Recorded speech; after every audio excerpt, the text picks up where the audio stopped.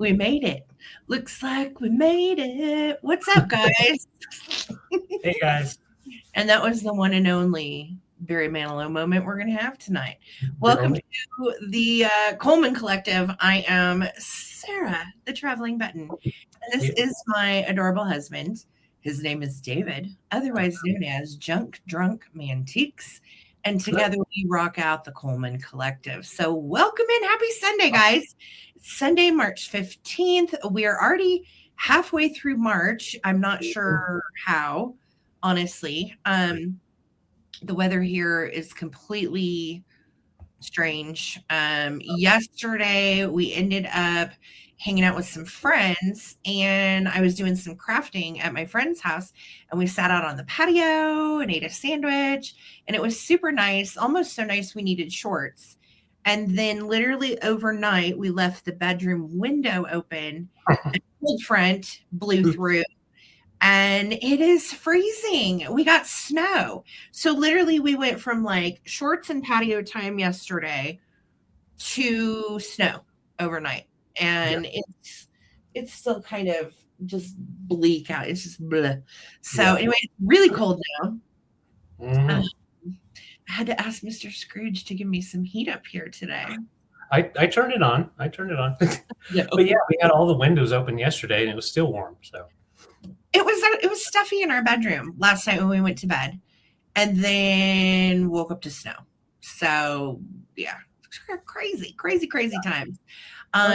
You know, honestly, with as little snow as we've gotten this year, we'll take any amount of snow that wants to blow our way. So we're grateful for it. Don't get me wrong. Hi guys, welcome in. It is Sunday fun day. David and I got into an awesome private pick this week. And everything we're bringing tonight is from that pick. Did some crafting yesterday. I only made one thing and it literally took me, sorry, there's something in my eye. It literally took me like all day yesterday. So the thing, my crafty thing I'm bringing tonight, it took me a whole day of crafting, but we had, again, it's just fun. My friend and I are using it as an outlet to get through the current state of affairs in our society. So if you are a crafty person and you have not gotten into your craft stash lately, I do highly recommend it. It's really therapeutic. That's how I started this business 13 years ago. Right. So I'm back to crafting and it's super fun and I'm having a great time sticking myself with straight pens and gluing stuff together. So totally. Yeah. Times. Hi, you guys. Welcome in. Let's see who's here tonight. Thank you guys so much for being here. If you don't mind, hit those thumbs up on your way in. We're trying to get to 100 on the broadcast tonight. We have some really killer stuff tonight, you guys. Some fun, one-of-a-kind stuff that I've never seen before. We also have some killer Pyrex, some fun springy things. David's got some amazing pieces as well, and we're just super excited to show you all the cool stuff tonight. A lot of fun stuff. Yes, so let's see who we've got here. Zona, first person in the house. Hey Zona, what's up? Pink waves back to you, girl. Victoria Emery is our rock and bid ender tonight. Thank you so much, Victoria, for bid ending for us. We appreciate you. And she is reminding you guys to send your real name, your YouTube name, and your PayPal email and shipping address to ttbsarahc@gmail.com. If you don't have PayPal, don't stress. You can check out as a guest. It's just how I get paid. So I send you a link to your email, you pay it, and then we ship your stuff. So it's just that easy. Bidding takes place here in the comments, and we'll show you an item. We're going to put a price up here on the screen where Victoria's name is. And then you'll be able to see the bids live as they come in. We'll have a bid end from Victoria after a 15-second countdown. Highest bidder prior to the bid end takes the bid. And that is how it works.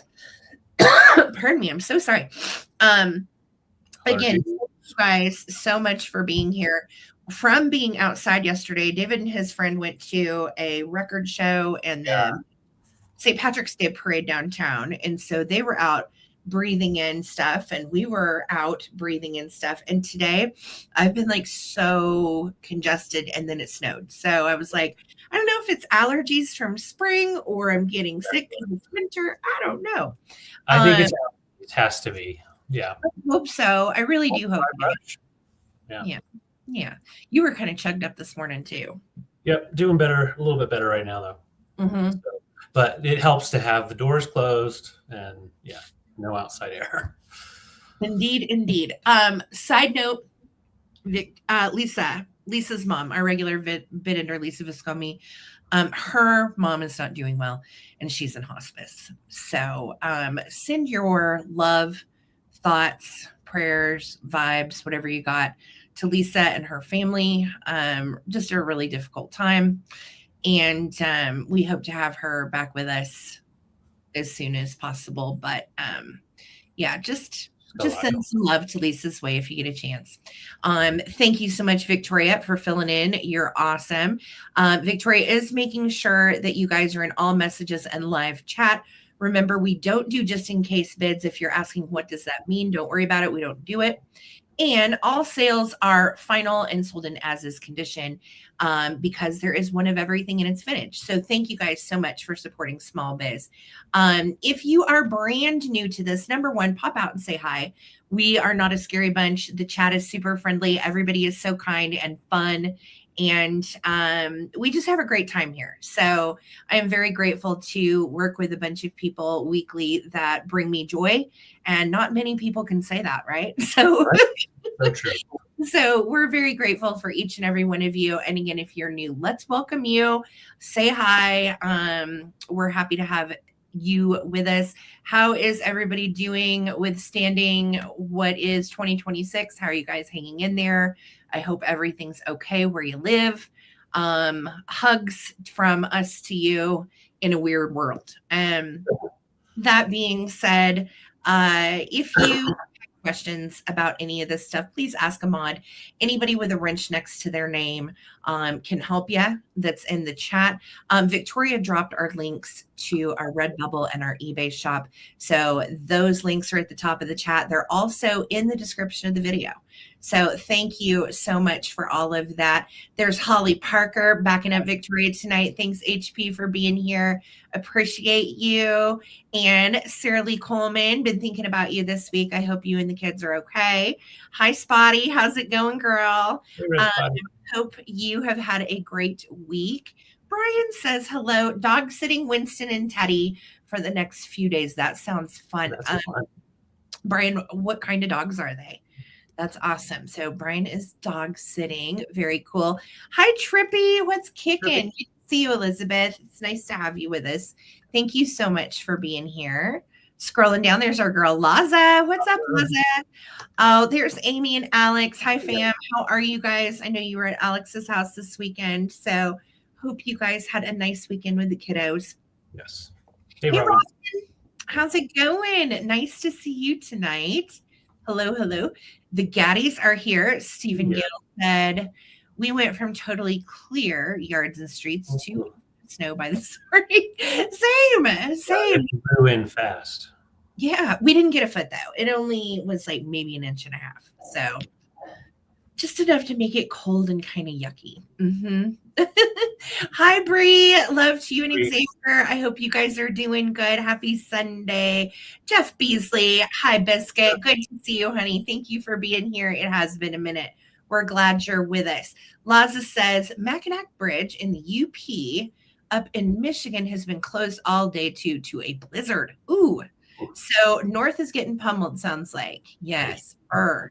Oh, Sarah Lee had a Friday the 13th birthday. Guys, wish Sarah Lee a happy birthday. Happy birthday. She's regular here. No relation of mine. We just happen to have the same name. She's Sarah Lee. I'm Sarah Ann. And oh my gosh. Oh my word. Well, you've had an eventful week, Sarah Lee. I'm really sorry. Yeah. Good Lord. Well, hopefully insurance covers all of that. And it's an easy fix, but it sounds like a real pain in the butt. So I'm sorry about that. Yes. Happy birthday indeed. Belated to you as well. There's the Voo. Hi, sweetie. How are you? Tell Tennille I said howdy. Good to have you here tonight. Janet, great to see you as well. Thank you for being here, sweetie. And I'm scrolling down. We've got Alexandra. Howdy do. Welcome in. Gail says 2 years ago today, I retired from my job of 46 and a half years. Even with having all the time in the world, I have yet to do any crafty things. Yeah. I completely get it. And I'm actually doing it more, I think, for my mental health. So I'm making myself do it even on days where I'm like, I don't really want to, or I don't want to, I don't feel like it. I'm making myself get off my phone, get off screens, do something creative that makes me happy. And I usually do it with a friend. So it's a girl time to just hang out and shoot the breeze and craft. My friend Julianne and I have so much fun. So I can't wait to show you guys what I made. Yep. So yes, stay tuned. Thank you. Hi, Evelyn. Welcome. Thank you for the prayers for Lisa. I know she would appreciate that. Holly Parker has an awesome reminder. Thank you, doll. Please help out the channel by hitting that thumbs up and subscribe. We are trying to get to 100 tonight. Thank you. Yes, Thank you all. Sarah Lee said, daughter's life long-term partner John was airlifted off a mountain from a life-threatening ski accident and emergency surgery. This is all on Friday? Sarah Lee, good grief. That's the heck of a way to celebrate a birthday, girl. Right. I am so sorry. I hope John is okay. Is he the one that you have posted pictures of, Sarah Lee? Hugs to him. Skiing, I will tell you, living in Colorado, it is an expensive sport and it is very dangerous. Very dangerous. Like, I think it goes underreported how many people die here every year skiing. Like, between the cougar attacks, bear attacks, and skiing, they don't want to scare the tourists, but danger. Yeah, it's a bad deal. I'm so sorry to hear that. That really stinks. And I hope that he's okay. Keep me posted, girl. Hi, Brad. How are you, my dear? Nice to see you. Hello. Evelyn, good to see you. Love to you and Wordsmith. I hope you guys are doing good. Bree said, just a millennial living through another once in a lifetime event. I feel you. I know. I've got just a few years on you, girl. And I'm like, I can't even. Yeah. I don't even know what to say at this point. I mean, I understand all of it, but I think it's just all such BS that I'm just pissed about it all. So, yeah. Hi, Bussamove. How are you? It is so great to have you with us, too. Hello. There's Wordsmith. How's it going, man? Good to see you. Thank you guys for being here with us. Amy and Alex, what's up? Hi, Kathy Burley. What's going on, sister? How you been? Great to have you. Thank you so much, Kathy, for being here with us. So nice to see everybody chatting to each other in the chat. I love it. Yeah. Hi, Linda. New sub. Hello from Niagara Falls, Canada. Oh, you're on the pretty side. Welcome. Safe side. Linda, yes. Great to have you. And we love new peeps. So have fun and feel free to chat it up tonight. Brian says, okay, Teddy's a feisty terrier and Winston is a cross between two unknown breeds, but noses in under the covers. Oh, that's so sweet. I love that. Laura, what's kicking, girly? Good to see you. Thank you for being here with us. We are about to get it kicking. Hey, what's going on? No Halloween stuff tonight, unfortunately. I have some orange glass that looks good during the Halloween time. There you go. No, I'm just throwing that fish out or that line out there, see what we catch. Casey, what's going on? How are you, Kieran Chase? I hope you've had a good week, my dear. Yes, he is lucky to be alive, can't move. He's going to have a long recovery. Poor guy. That sounds very painful. I'm so sorry. Yeah. Yes. Oh, you are sweet, Bree. I literally threw this together in about 15 minutes. So thank you. Yeah, I know. They're really, I'm not kidding. Like, you guys, we hear about people dying up at the snow resorts all the time here. It just doesn't make national news. So yeah, it's for real. Skiing is very dangerous. So is snowboarding. David's cousin broke her back snowboarding years ago, and I've always been like, that's terrifying. So hi, Kelly Abbott. I could barely get your name out, girl. Hey, Kelly, what's up? How are you? We got Susan Lee in the house. Hey, honey, how are you? Welcome. And looks like a house full of regulars plus some newbies. I love it. If you are new, please swap out and say hi. We want to welcome you, and we're really glad you're here. If you would hit that thumbs up, it would make our day. We are trying to get to 100 tonight, so thank you. 60-mile-an-hour winds and bad storms. Yeah, I hope so. We had some really gnarly wind overnight and this morning, just really like straight line winds hitting the house. We live up on a big hill, so yeah. Hello. Hi, Sharon. How are you, sweetie? Good to see you tonight. Thanks for being here. So we're going to get the show on the road. You guys know the deal. If you have questions, ask a mod. They are the people in the chat that have a wrench. Hi, Jim. Good to see you and Tim. Thank you guys for being here with us. Hello, and welcome. Karen said winds are here right now. Hopefully they move on through. They will.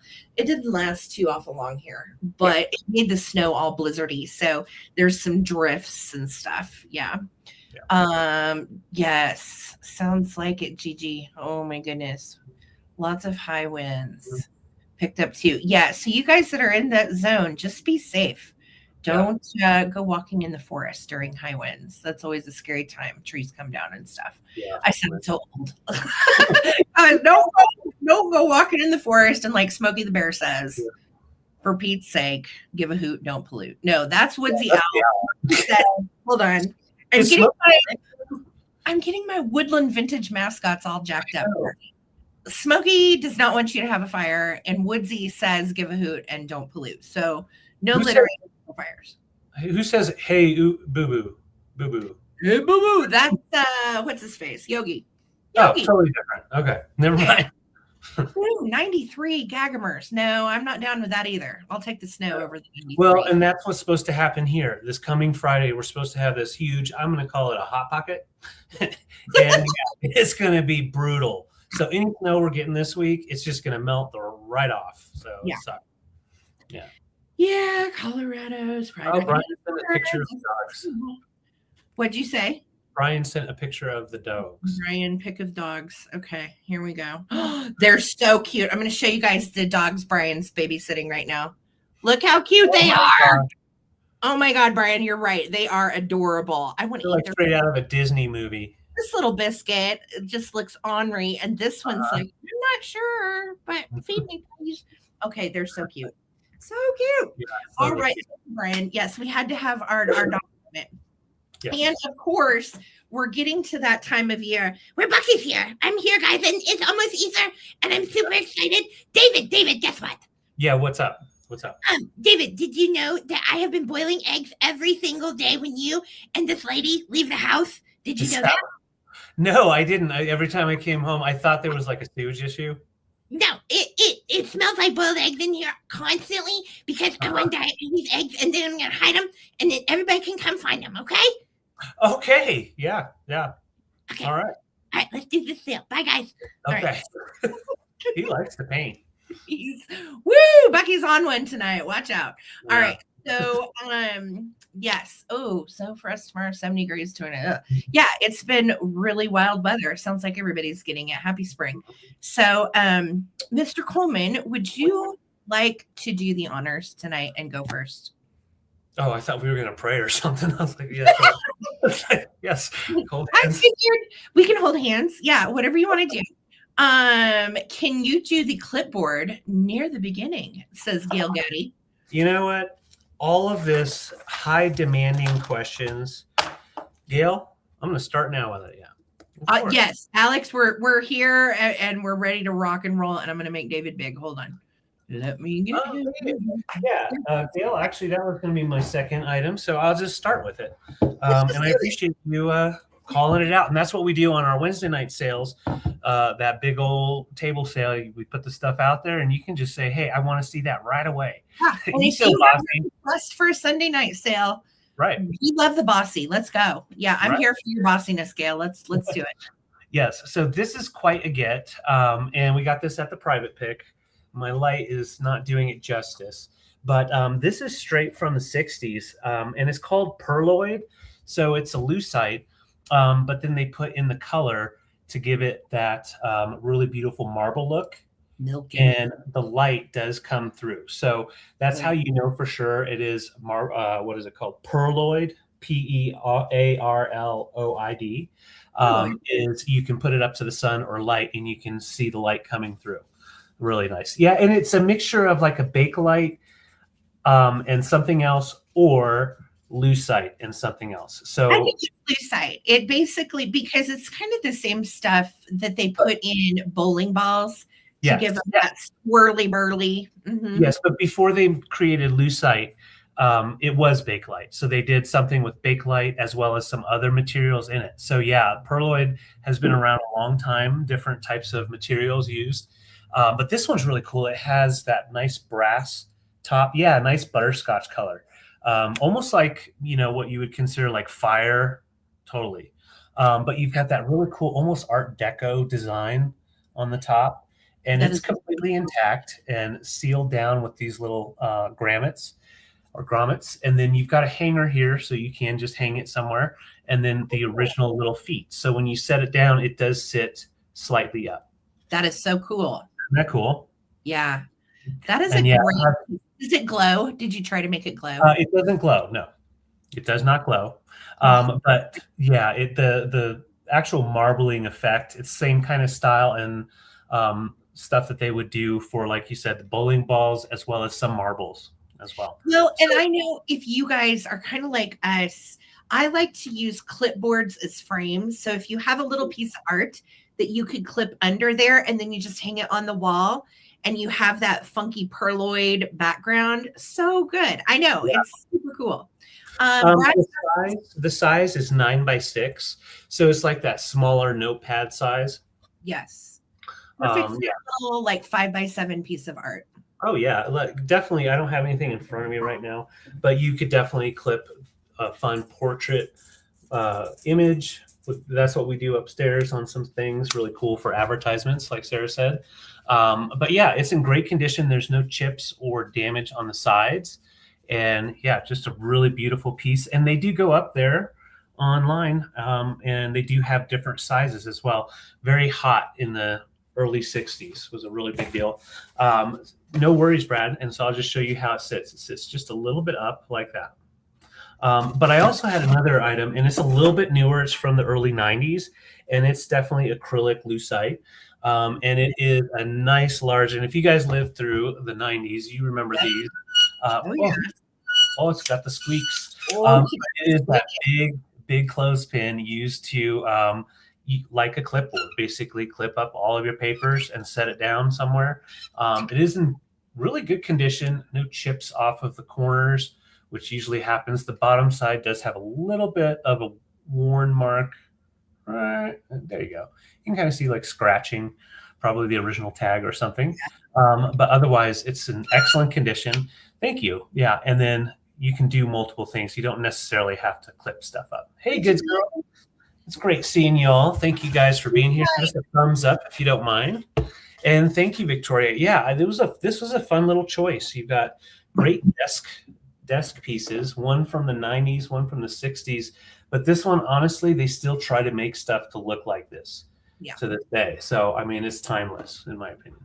Oh, these are so good. Gail is in at 18. If anybody else wants to get in on these, guys, come on in at 19. And you get your choice. Jeff is in at 19. I see you, Jeff. Thank you, love. And guys, let us know if I don't call out your bid tonight. That means I didn't see it. The comments have been kind of strange lately. So please let me know for sure if I don't call out your bid. Correct me. All right. Thank you, guys. All right. Well, thank you, Gail and Jeff. We're counting them down.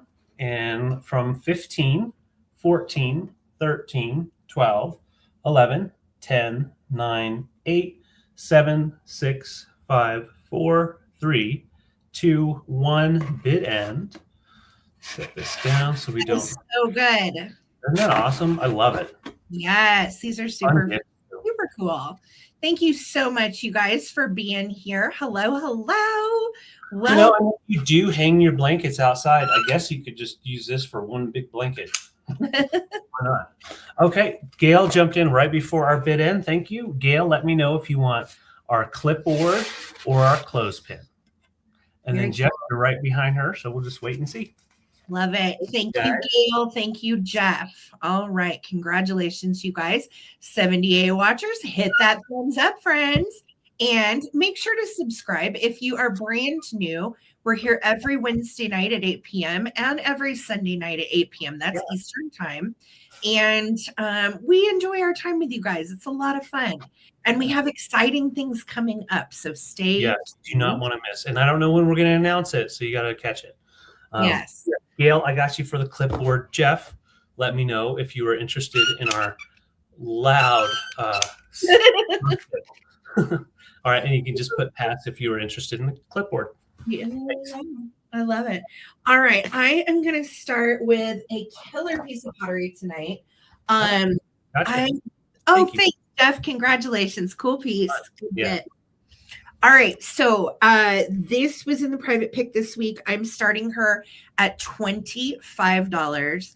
I wish I could tell you a bit more about her, but there is literally no marking. Now, if I was to guess and I just saw this out and about, I would say probably 60s Italy. I did a bit of a deep dive, and I'm going to show you what's really cool is you have this sgraffito style of lining, but the closer I got looking to it, I thought maybe it was stamped into the pottery. And if it is stamped, that would likely be more of a mid-century Japanese piece. So right. I don't know. I can't tell you because I don't know. And I hate it when that happens, but sometimes the vintage that we find is just like that. Now she has, yes, you're seeing that right, fantastic green hair, which I think makes it such a killer vintage kitschy piece. I love it. It is no chips or cracks or anything. No real damage. Size wise, we're at 5.5 tall by 4.5 wide. And she is just beautiful. You can see there is a little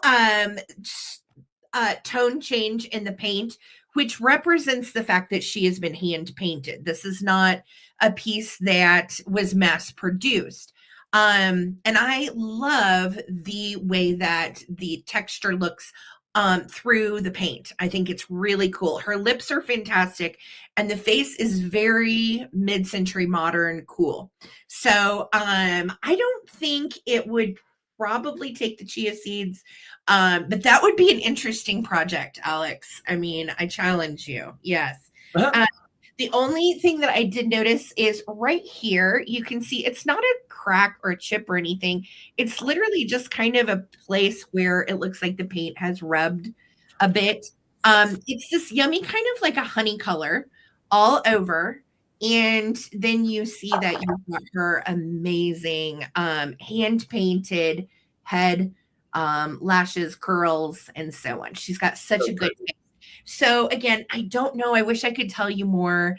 My guesses are Italian or made in Japanese or made in Japan, like Japanese pottery kitsch from 50s, 60s. Yeah. So thank you so much, Jameen, for your bid. If anybody else wants to get in on this, definitely a good time is now. I'm going to start a countdown. Thank you so much for your bid, girly. Here we go. 15. I know. I thought it was so cool. I was thrilled to pieces to get this piece. 15, 14, 13, 12, 11, 10, 9, 8, 7, 6, 5, 4, 3, 2, 1. Come on in at 26 if you want to get in on her. Thank you so much, Jameen, for your bid. I know. I thought so too, Spotty. I was like, gosh, really unique. Never seen her before. Probably won't see her again. And I love that, kind of a one-of-a-kind art piece. Very cool. So there is the bid in from Victoria. Thank you so much, Vic. Goods girl, coming to you. Thank you. And congratulations. Yay. Yeah, great get. Never seen that. I like the painting, very unique, but also like subtle. Yes. I always love finding metal, the tin litho globes. This one I have never found before. This is a simplified globe. And I was actually able to get it down to the exact 2 years that it was made. judging by the countries that are on here and all that. So I'm not going to bore you with all of that, but it is a simplified 8-inch globe. And when I was reading about what the whole point of the simplified was for, I'll tell you about that in a minute. So reploggle globes, very big. And this cartographer, Gustav Bruckmann, he is very well known. He did a lot of their globes. But the reason they introduced this shortly after the war, World War II, was because they wanted to, there's a couple of different reasons, to make it easier for children to learn basics. So they took a lot of the smaller villages off of some of these smaller spaces. They also took off a lot of the regular borders that were written in that lined up against the mountains and everything. Because after World War II, all of the borders, some of the borders changed. And so they did that so that way you could see the new countries, how they formed. So it's very timely, and it only lasted about 2 to 3 years before they had to update it. That's how crazy it was during that time because of war and everything. So it is one of those globes that is timely. From 1949 and 1950, this was made. And you've got the nice tin metal, kind of a boring base. And you see you don't have this coming up on the side, and that's part of the simplified part. So it just kind of spins on its own, kind of self-hanging type of thing. There are some dents. We've got one right here. Try to get it to really show up. Right there. And then there is a smaller one right here in Texas, right between Albuquerque and El Paso. And then let's see, and just one right up here. So the globe itself is an 8-inch globe, and then it stands about 10.5 inches tall. It's not super huge HP. No. It's kind of like a medium-sized one. Hollyberry, what's going on? Hey, How are you? Yeah, that's from the. You're right, Holly. That's the meteors came in and just did that. Whatever happened to that 31 Atlas thing, you guys? I don't even remember. HP is in for 25. Thank you, babe. Right. Thank you, Holly. And I was just going to show you. So we've got the US of R up here, and what I was able to find was there's like multiple countries that if they weren't placed there, you could figure out exactly when it was. So that's how I was able to come down to the timing of it. And it was, let's see, Pakistan, Israel, and there was another. I'm trying to remember. Anyways, really interesting stuff, but it's a nice globe if you do have kiddos that you want them to just kind of learn some of the basics. Or if you have a friend that's a flat earther, show this to them, give it to them, and, see if they can try to put it together and figure it out. It's not flat. Yes. It's not flat. Okay. So let's count it down. It also has that wonderful squeaky sound, and it does still have all of its components up here. Very cool. So yeah, really cool fonts. All right. Thanks, Holly. We're counting it down. If anybody else wants to get in, we're at 25, looking for 26. We might want to WD-40 that thing before we send it to Holly. Or she has kids in her class. It sounds like a duck. Yeah. All right. 15, 14, 13, 12, 11, 10, 9, 8, 7, 6, 5, 4, 3, 2, 1. Bid end.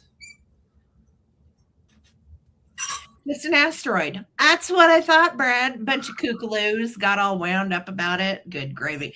Yes. Vintage wildflower, spoken like my grandpa Pete. WD-40. That right up. You're right. And if it comes apart, just duct tape that bastard together. All right. So coming to you, Holly, for 25. Thank you. Hi, Bridge. How you doing, honey? Oh my gosh. Cool. Yes. Funny story. So yesterday I'm crafting with my friend, and she is making those styrofoam eggs, like some of the ones that I brought, but she's been cutting out little dioramas out of them. They're the eggs from the five and below. Okay. So she's been cutting out dioramas and like with a steak knife, just styrofoam everywhere. And so she got this wand, and it's a styrofoam melter. And so she's wanding the styrofoam yesterday, and I'm like, we're going to die in here. All these chemicals. Oh no. It's so bad. Oh, it's burning styrofoam. Anyway. Right. They don't speak like that anymore. True story. Yes, yes, yes. Okay. Where am I going? Union gas. Yes. Let's talk about it. Okay, this little feller is a biscuit, you guys. I've never had one of these in my possession before. So, and I've seen them for years, but I had never actually had one in person. So let me show him to you. Welcome. I will grant your wishes. I'm starting him at 40. And he is Beth Mary. I'm a Midwest girl, so yeah, I feel you. So this guy's really cool. Union Gas is a gas company from Canada, and he dates to the 60s. He is their mascot, and he basically is the flame. So if you look, you've got the red part right here, and it makes the gas flame. And these were free back in the 60s whenever you would convert from coal over to gas, you would get free Union Gas Genie. So that's why these toys are very popular. They're really cute, and they're excellently collectible. So the really rare ones too, there's an angel. If you ever find the Union Gas angel, she's yellow. She looks just like his face, but she's got wings. And there's a girl. So his name is Jeannie, and I don't know what her name, but her flame right here is yellow. So if you ever find the angel or the girl, they are worth even more than he is. Just so cute. So I'm Union Gas from Canada. And he was put out. They did 2,500 of these apparently, and they were put out for their 100th anniversary, and then they just kept making them and giving them away. Isn't that great? Cool. So they were originally designed. Fun fact: they wanted their company to have kind of a kitschy / catchy mascot, and so they had Walt Disney design the original ad, which was in black and white, and it's him and his face, and he has like a little black flame, and so he was originally in black, and then as he evolved he got color. So I am definitely flaming on fire, Jeff Beasley. Yes. Okay, yes. so that would be so cool yes, I love it. And it would be awesome like in your Americana type of display or fireworks type of stuff, because he is cool. So much fun for your summer fireworks display. I didn't even think about that, David. That is a great idea. Now, let me tell you, let me show you right there. That is really his only area of wear. And what usually happened is he got stored in a box next to something that was blue rubber, and it absorbed the color from something that happens. So yes, you just rub his little belly, and he nods like this, and he's like, Alex, what's your wish? To get married to Amy? Okay, don't put Sarah in a bad bridesmaid's dress, okay? That's good to thank you for that. All right. His little vest is felt, which is just absolutely precious. You can see great shape. His cummerbund has a little staining.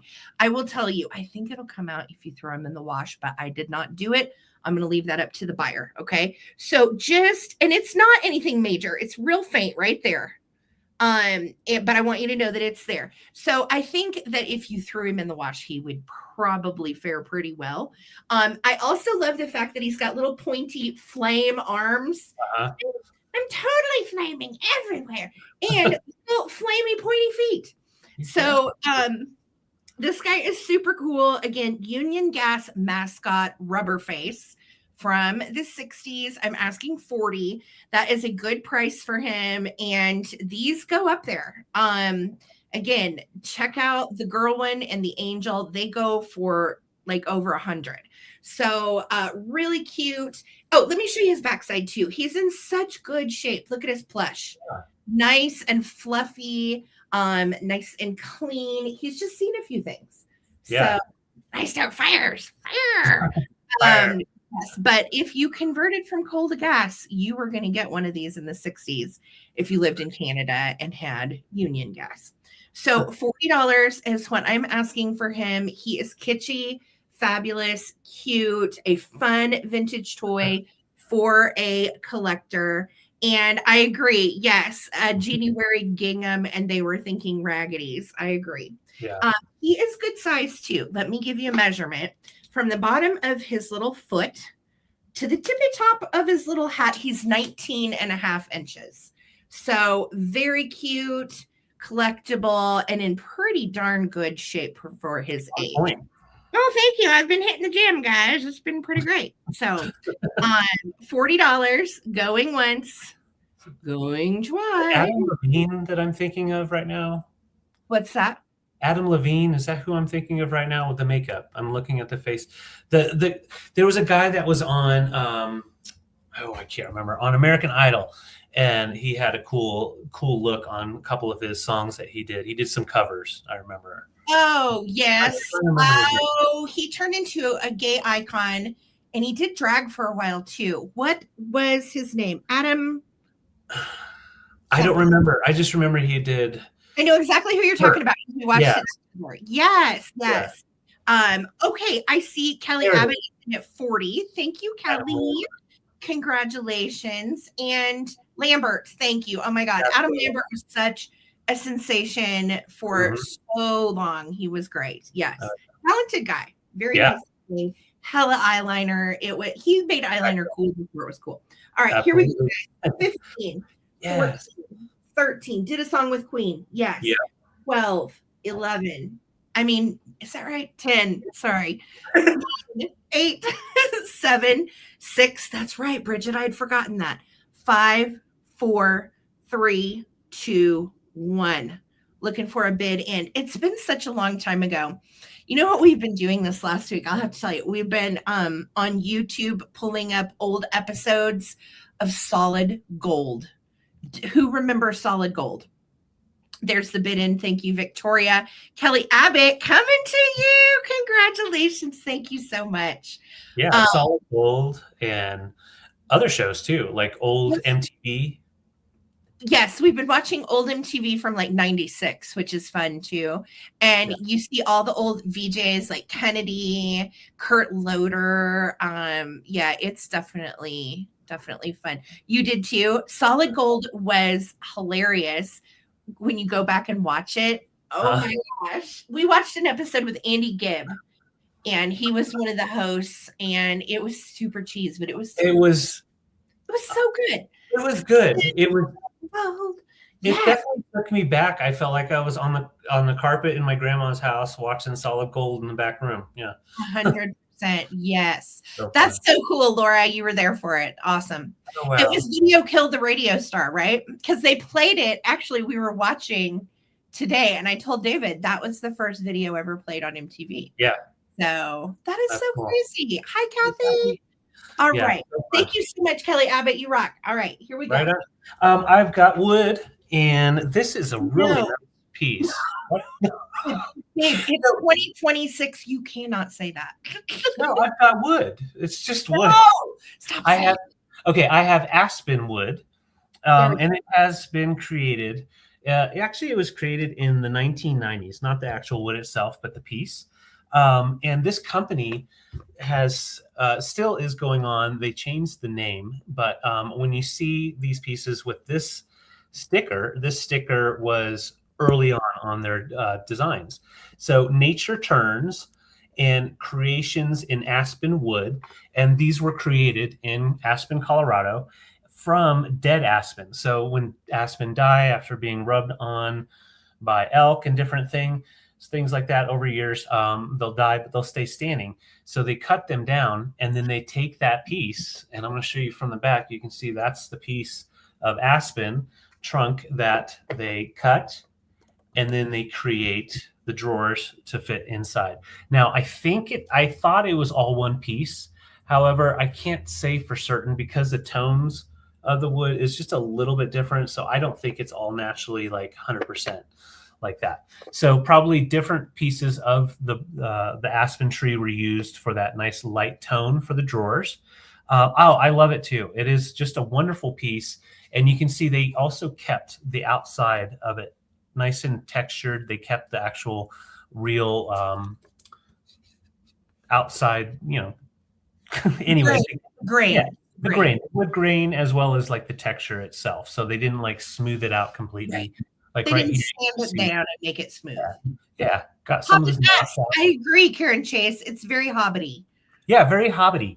Love it. This is a cool one too because it does have a secret hidden component. And but Ooh. these now are made by the same lady. Her name is, let's see, Donnie Noble. Donnie Noble, and she's still in Aspen, but they call it Aspen Cove Studios.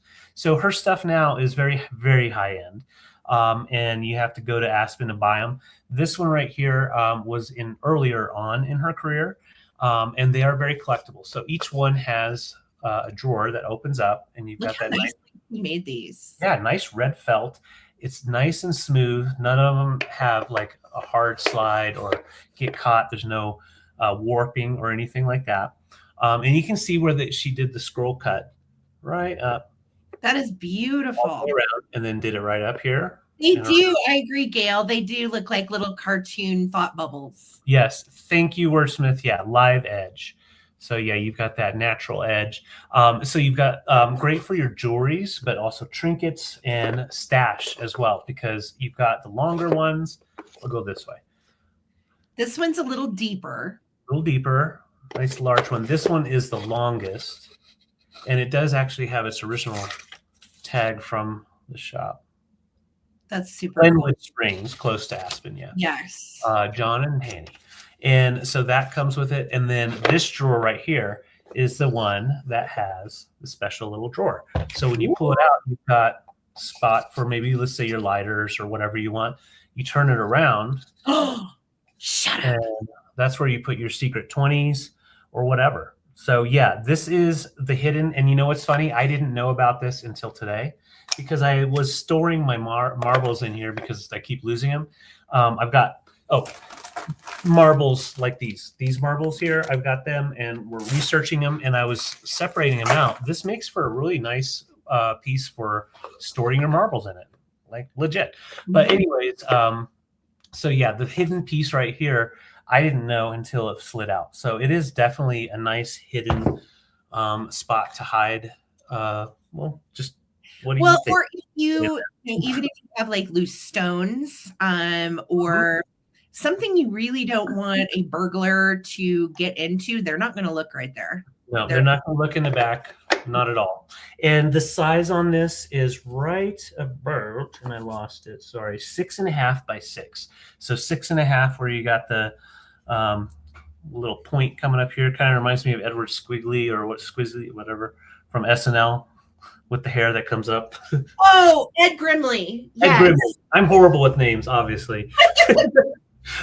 She always does that. I'm always like, this person, I say this random word or name, and she can translate and figure out what I'm trying to say. So it works.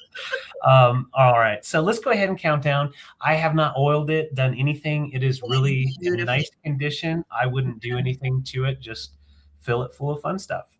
Gorgeous. Yes, I do say. I must say. Love that. All right, so I'm just going to pull these drawers out a little, just so you can see how it displays. It's very cool. And thank you all for your bids. We're counting down, looking for 45, 15, 14, 13, 12, 11, 10, 9, 8, 7, 6, 5, 4, 3, 2, 1. Bid end. And you can see that raw wood. It's all hand sanded. And everything was done by Donnie Noble. Very cool. Thank you, Nettie and Holly Berry and Gail. Thank you so much for your bids. And all that fun jewelry that you've gotten over the years, put it in there. So Holly Berry, your 49 came in right after the bid ends. So Gail, coming to you for 48. Congrats, you guys. Thank you so much for all the bids, friends. Yeah, that is such a cool little piece. Yes. Yeah. So hobbity and good. Hobbity, yes. Very hobbity. Very, very hobbity.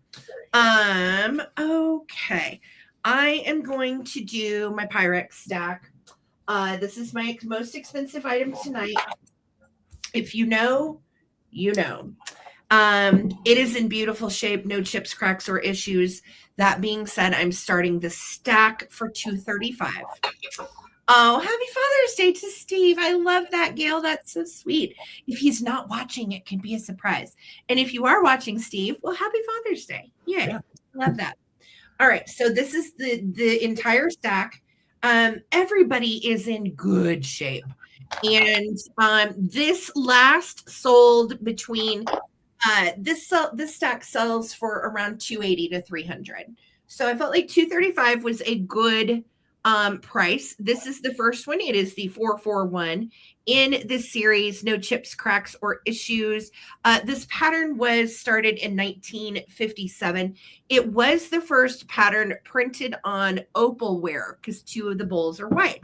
So here is the next one. This is the 442, 1.5 pint. Look how shiny. I mean, when we're talking in the way of Pyrex stacks, and I've sold a lot over the years, this one's up there with one of the nicest ones I've sold, to be honest with you. It is so good. Yeah, it's a beautiful one. No real issues whatsoever. Look how shiny it is. And this pattern was, again, developed in 1957. And the guy that developed the pattern's name is Philip Johnson. He was the designer. Of course, these bowls, as you know, are mixing bowls created to pour. So you have the big size over here with the lip, and then the smaller lip is great for really precision pouring. The big lip, you can get more into your cake pan faster, basically. Yes, this is called Amish butter print. A lot of people call it the rooster. If you know, you know. And it is really great. It was first produced in 57, but they made it up until I think 68, something like that. This set is in beautiful shape. You do have the older Pyrex printed on the bottom. Let me see if I can get you to catch that in the light. There you go. Nice. And then here's our big daddy. This is the workhorse big boy. This bowl on its own sells for over 100 typically. It is amazing. And this is all back. Granny chic and cottagecore is so cool among the youngsters. And I love seeing those trends really go crazy due to another generation getting excited about vintage. So this is the pattern that I know my grandma had. This aqua blue is just stunning, and it is in such good shape. Let me see if I can find any. Let me hold it up to the light. There's one little tiny right there. Do you see that? Yeah. That is the extent of the damage on the whole set. So, yes, Pyrex is in all capital letters. Yes. Yes, exactly. So if you know, you know. If there is not a taker for this tonight, it will of course go to eBay. So $235, that is for the whole set. That is a good price. I think the last one sold on eBay for $251. So that is less than you'll find it anywhere else. Yeah. And they'll get shipped affordably and safely. We nest them, and we've shipped a lot of packages of Pyrex. David is very familiar with shipping Pyrex and has done it now for a long time.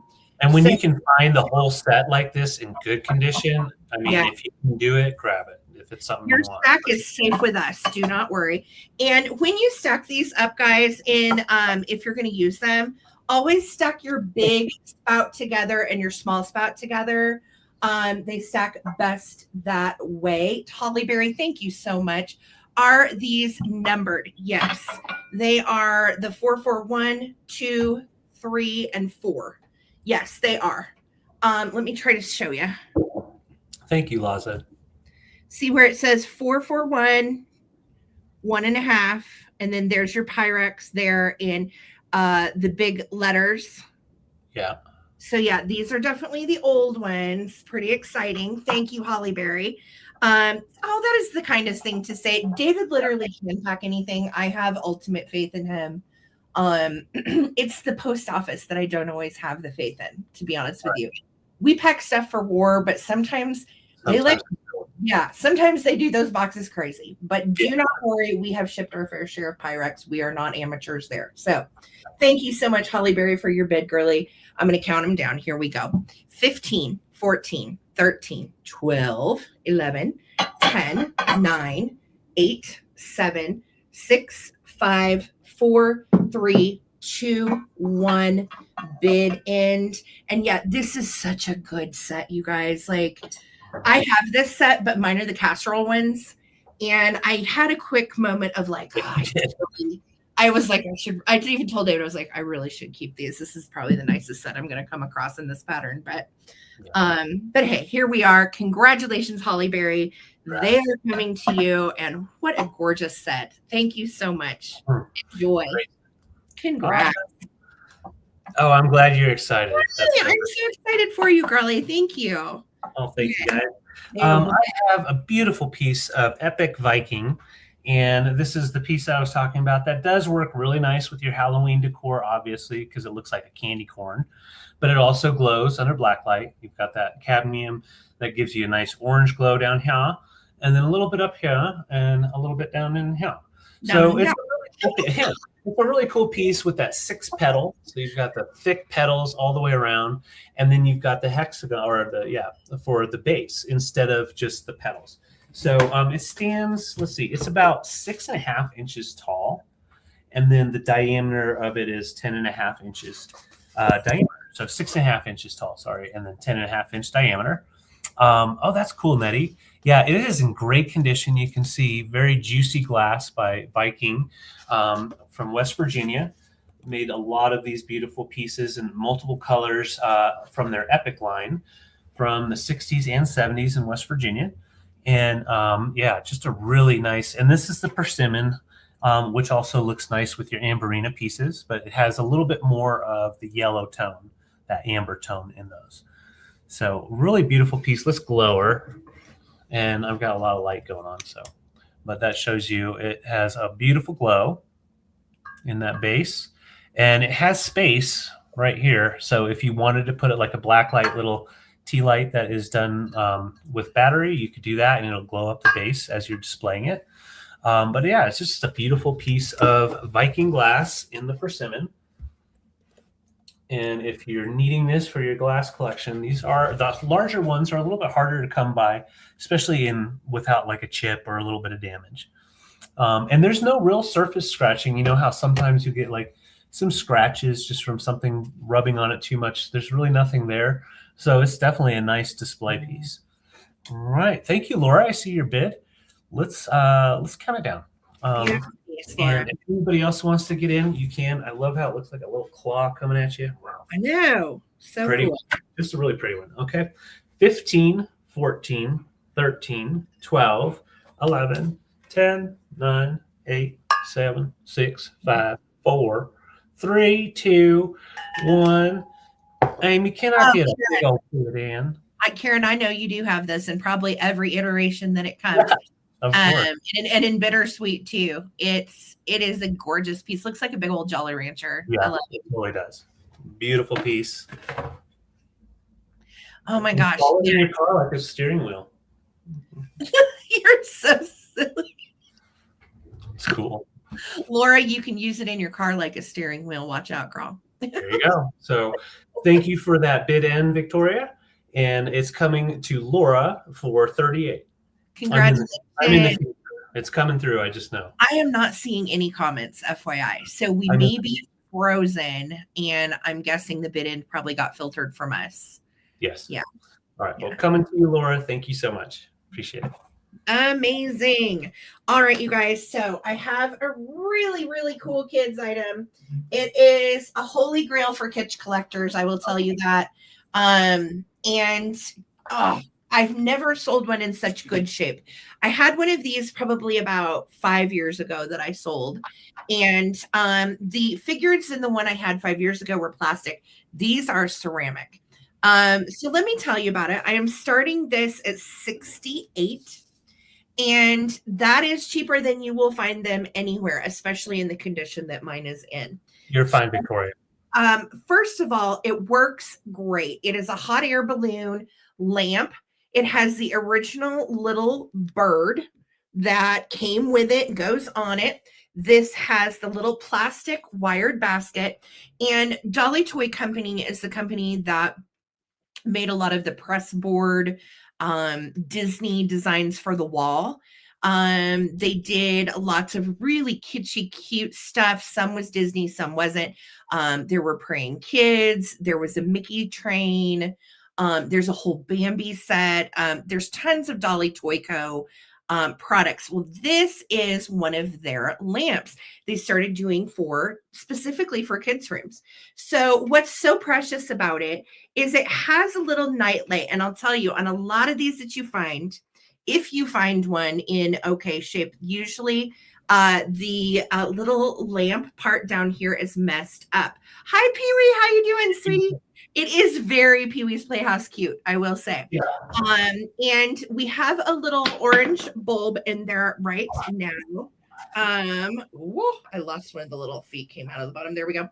And so it's got the orange light bulb. Let me show you how it works. So you turn it, there's off. Okay. Here's on. And so the first time you turn it on, it lights the big globe.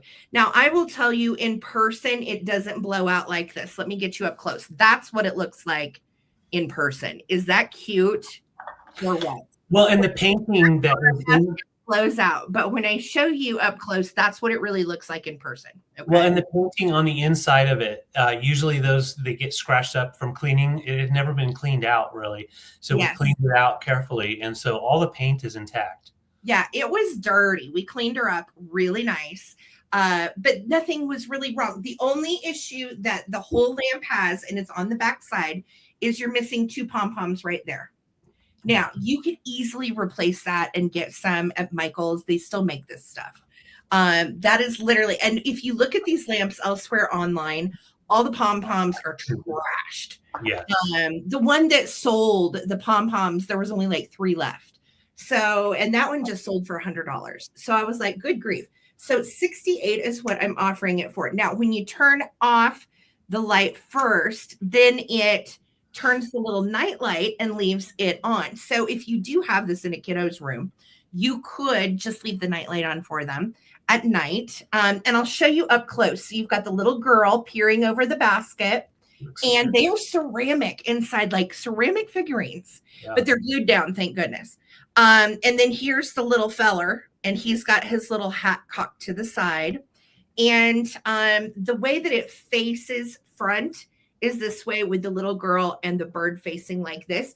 It's got round little ball feet on the bottom. It is marked Dolly Toy Co. It's upside down, but you can see it. And this dates between 1970 and 1972. How do you turn off the nightlight? Same right up here at the switch. There it goes. And it's turned off. So to turn it on, first time is light. Second time is light. The first time is nightlight and light. Second time you turn off the nightlight. Third time, it turns on the nightlight and turns off the lamp. Fourth time, off completely. Yes. Okay. So it is just precious. If you are wondering, size is 18 inches. So it's 18 inches from the very top to the bottom. It is in beautiful shape, and it is just cute as it can be. So, and I, like I said, I put the missing pom-poms to the back so you can't really tell. And it is just adorable. Really cool. So I see Vic in at 68. The last one on eBay sold for $100. You can go look at solds, and it is in worse shape than mine. So let's count it down. If anybody's interested, come in at 69. Vic, thanks so much for your bid, doll. Here we go. 15, 14, 13, 12, 11, 10, 9, 8, 7, 6, 5, 4, 3, 2, 1. Bid end. Thank you so much. So again, first turn, night light and lighter on. Second turn, just light. Third turn, just night light. Fourth turn, we're off. Isn't it cute? Yeah. Thanks, Wallflower. I got you, babe. All right. So Victoria, congrats. Such a good one. Thank you so much. Yeah, Yay. wonderful lamp, and it's so lightweight too, so it ships so cheap. Isn't it so Um, cute? Oh, thank I you. I've got a pair of owls, and I can't believe I was able to score these on a private pick. They're in great condition. Neither of them have issues at all. And they're both signed. So, oh, that's cool for your grandbaby. Maybe I like that. So they're a little bit different in size, and they have different styles etched into them. So they are equivalent in value. They're just a little bit different, but made by the same artist. So I'm going to show the larger one. This one is 2.5 inches tall and a little bit more plump, and then this one is 2.25 inch tall. So I'm going to show you the bottom of this one first here. And these are And choice? Yes. yeah, Okay. choice. Got it. So we've got Morton on the signature, and Morton, when you, sorry, not Morton, Merton, Merton, and that is Cisneros, and he was one of the main artists for Santa Clara pottery that did make owls. He was very well known for his fine etching, his sgraffito. Yes. So I'm going to get in as tight as I can if it'll focus. Thank you, Nettie. You see the leaves there. Now, those are tiny leaves. I'm zoomed in quite a bit. And he was one of the well-known artists that could get the smallest little etchings, all done by hand. And you can see on the back of this one, you have blowing leaves, which I've never seen that one. And then you've got nice geometric shapes with the tribe that is popular with the tribe. And then you've got the hollowed out eyes. The cool thing is when he made this, it's made and put into the smoke so that it gets that nice black look, and then it's hand carved, so you get that raw, like a matte finish, and then Unglazed. all of the etching is done. So if you mess it up, you got to start over. So like these are extremely valuable. The last sold on these, and I couldn't find one with the leaves, was I think it was 89 or something. So they are very valuable. Anytime I find the Santa Clara pottery, I do grab it, especially if it does have the signature. This was from 1996, September. Wow. And you've got the Santa Clara Pueblo. And this artist actually won many awards in New Mexico for his art. This is the other one that's just slightly smaller. Yeah, when you get really close, it's pretty cool. And so on this one, it's a little bit more just geometric. And I really like the dot pattern. I like the dots. That's cool. Yeah, and you kind of have almost like lightning bolts kind of fixed into the design. All native imagery from the Santa Clara Pueblo. Yep. And the cool thing is this is signed by the same artist. So whoever got these, they got them probably the same trip. Come on, focus. It's trying. There we go. And signed by the same artist, 1996. So they are choice. I was thinking about keeping them together, but different patterns, a really cool way to display some really beautiful native artwork. So yeah, if you find Santa Clara, guys, out at an estate sale or somewhere where it's affordably priced, and usually when they know what it is, it's not terribly affordable. Right. So, you just have to be careful with pricing and look at sold comps. But occasionally you'll find some Santa Clara, especially out here out west, for really good pricing. And this is half of what these little dudes go for individually. So yeah, really and I will say, yeah, the last sold one that I was telling you about had damage. So these are great condition. So great for your display and for your collection. So thank you, Nettie. I'm going to count these down. If anybody else wants to get in, 2.5 inches and then 2.25 inch in size. All right, here we go. 15. I'll get up on that pattern. 15, 14, 13, 12, 11, 10, 9, 8, 7, 6, 5, 4, 3, 2, 1. Bid end. Thank you, Nettie.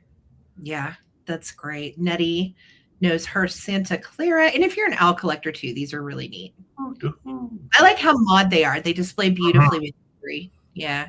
Thank you, Victoria. There is the bid in. Oh, Wildflowers 43 came in after the bid in. Just missed it. But Nettie will get her first choice. If there's one left, Wildflower will, of course, honor that for you. Okay. Alex, tell me. All right. So Nettie, you have first choice. Let me know. You want the little one. Let's see. Okay. Okay. Nettie, I got you for the little one that has the dots. You got it, sweetie. That is yours. And Aim, do you want the other one for Alex? Let us know if you want the one for Alex with the leaves. Beautiful. All right. Thank you, Nettie, and thank you, Amy. And I'll just watch the comments. Congratulations, girls. Really nice keep up on the Santa Clara. Yeah. All right. So you got it, Aim. It's yours. Okay, got it. Thank you. Okay. So if you remember, for those of you that are regulars that usually watch every Wednesday and Sunday, you will recall about 6 months ago, I had her boyfriend. And I ended up getting to tie into Farmer Girl, otherwise known as Becky Thatcher. So I am starting her at $65. These sell for upwards of 80 to 100 typically.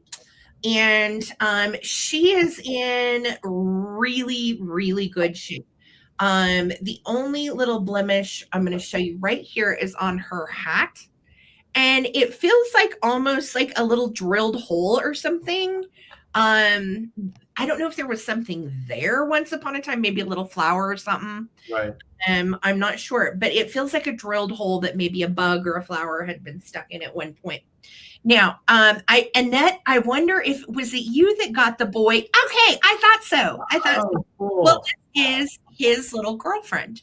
And so he was farm boy. He had on like a little striped shirt, really cute. Very hard to find piece. And I've got the girl. So she is also just in beautiful shape. This is left in. And look at those eyes. I mean, really, when we're talking about the caliber of vintage ceramics, she is next level. Yeah, she's just gorgeous. Her applied flower is in good shape. Look at her little apron. It's a blue polka dot. She's got on kind of a little pink shirt. And the opening is just great. And her hat matches the farm boy. So in the Lefton book, I want to say they call her Becky Thatcher. So that may be like her Lefton name or whatever, but in the ceramics world, she's known as Farm Girl. So she's really cute. And I'm sorry, my light ring is just a smidgy bright tonight. So I'm trying to get you up close because she's not as blown out as she's showing. Her color is just absolutely gorgeous as far as the paint quality. The eyelashes and the eyes are very reminiscent of Lefton Bluebirds. So I think that's why I love her so much. So Annette is in. She has the boy. Here is the girl. We're going to start a countdown. Thank you guys so much for hanging out with us tonight. Awesome. Here we go. 15, 14, 13, 12. Yeah, I agree. Her paint is so good, Holly. Look at her. 10, 9, 8, 7, 6, 5, 4, 3, 2, 1. Bid end. Thank you so much for being here, Annette. Great to have you. Reunited, and I'm going to see my boyfriend. Right on. Good. That feels good. Awesome. It really does feel good. You know, Annette, I couldn't remember. I thought it was either you or the only other person I thought that might have bought him was Verlaine. I couldn't remember. So I'm so thrilled, Annette, that you have his little girlfriend on the way. I'm going to see my boyfriend in California. I can't wait. Awesome. Annette, thank you so much, girlie. Awesome. All right. I have a set of silverware here, and I'm selling it all together for $64. I have 4 of the pieces, and I'm going to show you like this. I was trying to figure out the best way, but we've got 7 of your regular butter knives, 7 of your larger spoons, 7 of the regular size spoons, and then 7 of your nice dinner forks. And you also get 3 of the tall like teaspoons. And yes, they're sharing. Well, no, they're actually. I can't remember the exact name. Let's see. It's Echo, EKCO. Oh yeah, And that's a famous brand of kitchenware. yep, Love and it. beautifully made in Japan. They're forged stainless. So with the forged stainless, they're a little bit heavier, more durable. And when I was looking these up, a lot of times they get confused with Danish pieces, but that's because they have that Scandi style. Japan started doing that in the late 60s. So you've got that really beautiful on the forged silver. You've got the diamond floral design.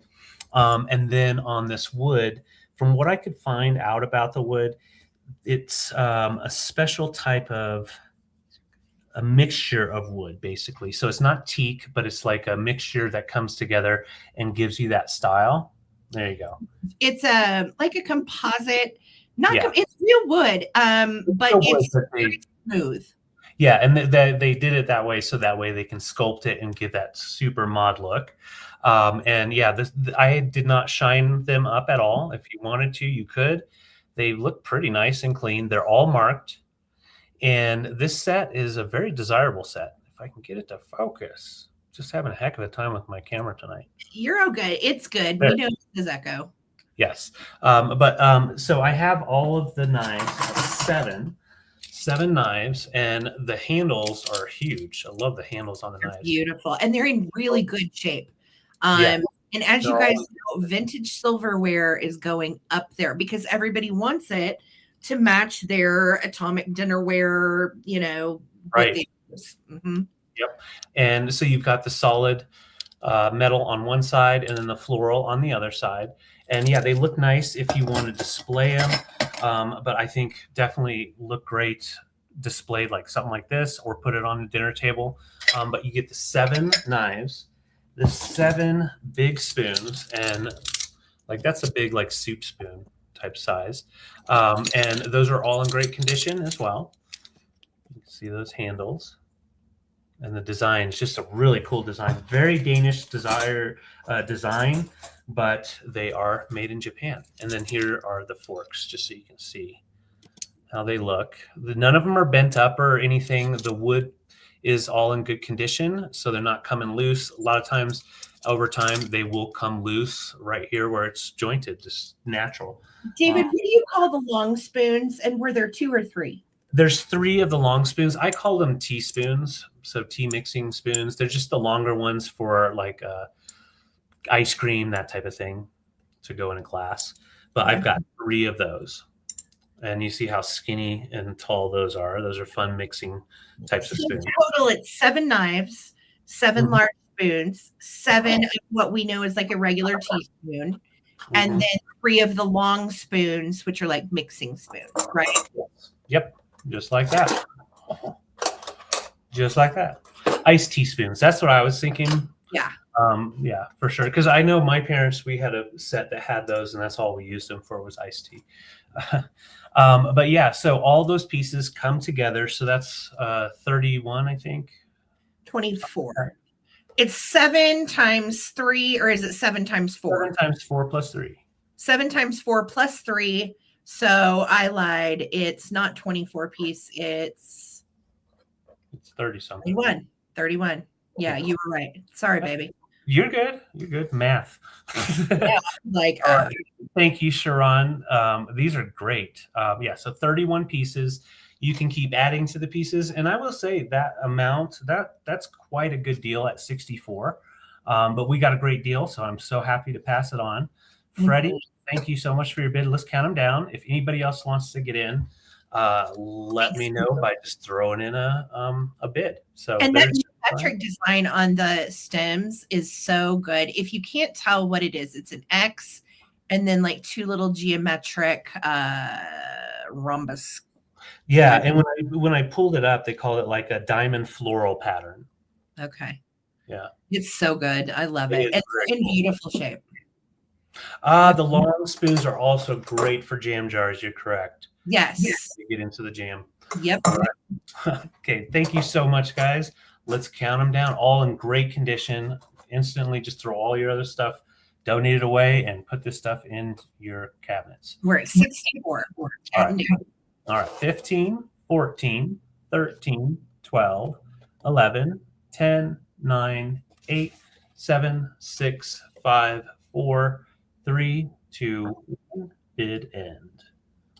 Thank you so much for your bid, Sharon. Beautiful. Sharon, I hope you love these. Let me know if we're sending them to Hawaii or the other address. Yep. Just let us know. Okay. Thank you, Victoria. Freddie, coming to you for 64. Fantastic. Redoing her place. She's redoing her place on the island. Cool. Yes, Sharon's in Hawaii right now. So fantastic, Sharon. We'll get him to you, babe. Okay, sounds good. Thank you so much. Right on.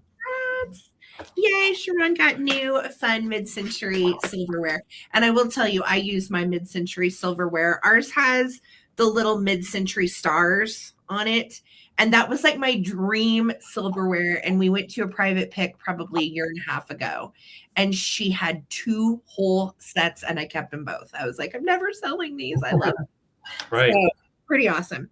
All right, you guys, I have a really cute edition, and these are going to come together. Okay. And I'm going to start the pricing at $40, and that will be for both of them.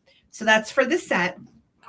And they're not in perfect condition, but their usability is. So let's talk about it. Okay, so 40 for both. And your latch is in excellent shape. No issues there. So that's pretty cool. This is the bigger one of the two.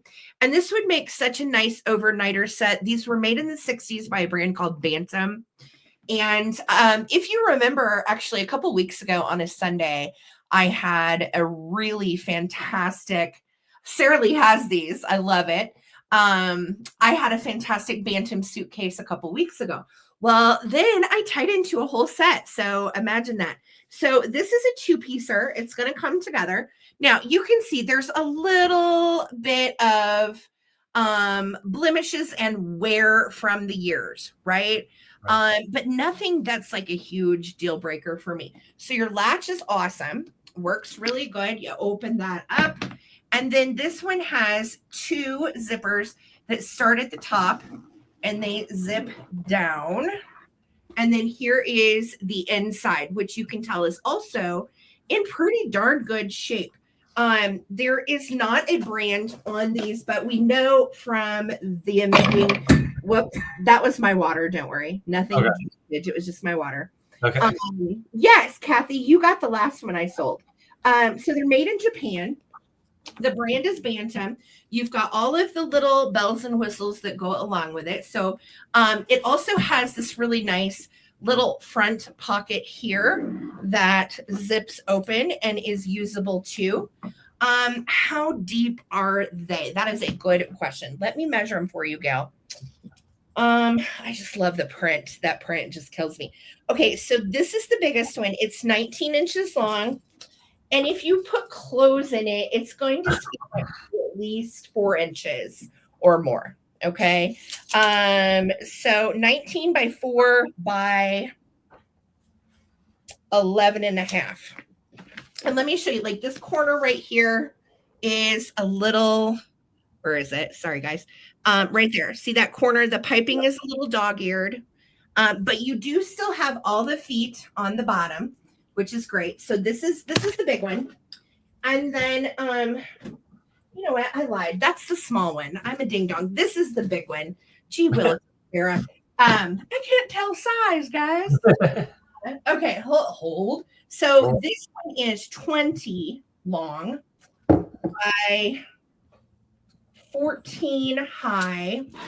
And we're going to be right about the same 4 inches. Now, if you expand that out with clothes, you can see that goes more to like 6 inches, right? Yeah. So if you stack it full of stuff, this one has the original latch here as well. And then some of the zippers, it looks like have been replaced. So this one has like a little charm on it. And this one has like a little piece of leather. And so they unzip. Here is the inside of this one. Really nice as well. Also made in Japan on the tag here. Yeah. And has all of the belts, the little pocket, all of that good stuff. And the edges are the problem with this one. So see these little edges? Just the are metal. trying to come out. And that is metal. So it's not like it's going anywhere. It's not going to break off. Those are actually metal. And it's done that on the sides. So, but the great thing is the metal still makes it set up perfect. Yeah. So, you're going to get both of them. Hang on. Woo-hoo. Both of them for $40. Again, not perfect condition, but pretty darn good. Definitely usable and so cute. Look at this print. I know the colors are so fun, Holly Parker. I agree. Like, I just love these. And perfect for an overnighter too. If you're flying, you can use the smaller one for carry-on. Use your bigger one for your clothes. If you're just going on like on a weekender, these are perfect. And they're fun to use. And then always fill up your vintage train case too if you have one. Well, if Gail gets these, we can have a his and hers now. We can have a Gail and a Steve. One for Gail, one for Steve. You tell Steve, Gail, these are also his Father's Day presents. So yeah, there you go. Thank you guys so much for loving the cool, fun things that we find. These prints definitely sucked us in, and I cannot get over how good the green and the blue look together. Just fantastic. Here's the back side as well. So you can see these are just really cute. All right, I'm counting them down, Gail. Here we go. There you go, to fly to Hawaii to see Sharon, which we're hopefully going to be doing sometime, maybe this year or next. All right, here we go. 15, 14, 13, 12, 11, 10, 9, 8, 7, 6. That's right, Gail. 5, 4, 3, 2, 1. Steve, Gail gets the big one. She called dibs. Uh-oh. Yep. That's right. He doesn't need to put the blow dryer and all that in there, That's true. They actually smell kind of good too. I know that sounds weird. Like that's a weird thing to say. No, it's that weird vinyl that's inside. A comforting, like the yummy smells of my grandma's house, but not like gross. Yeah. Thank you, Gail. But not the gross ones. Congratulations, Gail. They are coming through. I love them. I'm so glad you snagged them. Awesome. I have a beautiful bowl here, and it's from the 1950s, super mod, and my light is going to be super blown out. There we go. And so we've got our signature there, Sasha B.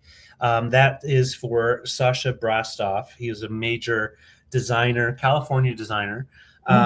Did anything from costume designs. He was a dancer, a sculptor. He was backed by Winthrop Rockefeller, and was basically, the it of designers back in the 50s. So this bowl here is a nice freeform bowl, and it has a really beautiful design. It does have the signature or the stamp on the bottom, and then the L5 here. And I want to say I found something out about that, but that I didn't write it down. But the L5 was the designer's basically signature. But the design on this, you can see, leaf design almost. And the earth tones are what really made his pieces. He did a lot of really nice soft pottery in this nice sculpt, and you have like a very smooth, kind of like Van Briggle. On the base, and then on the painting that's on top, he used earth tones as well as 22 karat gold for all of those designs. And this one, the atomic design, it's called Starseed, is basically what this design was called by Sasha, but a lot of people call it bean pods or surfboards. But yeah, very atomic, and from the 50s. Large bowl, about 9 inches length, and then sits up about 3.5 inches tall. So all of these pieces are very well known and highly desirable. Considered those types of pieces that would just sit on a nice wood table and display by itself, kind of like a minimalist type of piece. But it does mix in with the other pieces. Really nice as well. So just asking 34. And he did a lot of designs for 20th Century Fox back in the day. And so in LA, he was very, very well known and was considered basically the it of design for Sasha Rastov's pieces are retaining their value as well. As a mid-century designer, everybody knows Sasha B, and I love that he signed everything. yes, signed everything on the front and on the back, and there's no damage. I did clean it up. There was a little bit of scuff marks down here to just show the age, but I cleaned it up. So there's no issues, no scratches, and the actual paint and 22 karat gold is all intact. With no issues at all. This would be one I would be tempted to even put on a plate wall. With a special type of hanger for it. Yeah. It's such a good amoeba / kidney kind of shape. Yeah. Yeah. And it goes nice with like glass pieces for sure.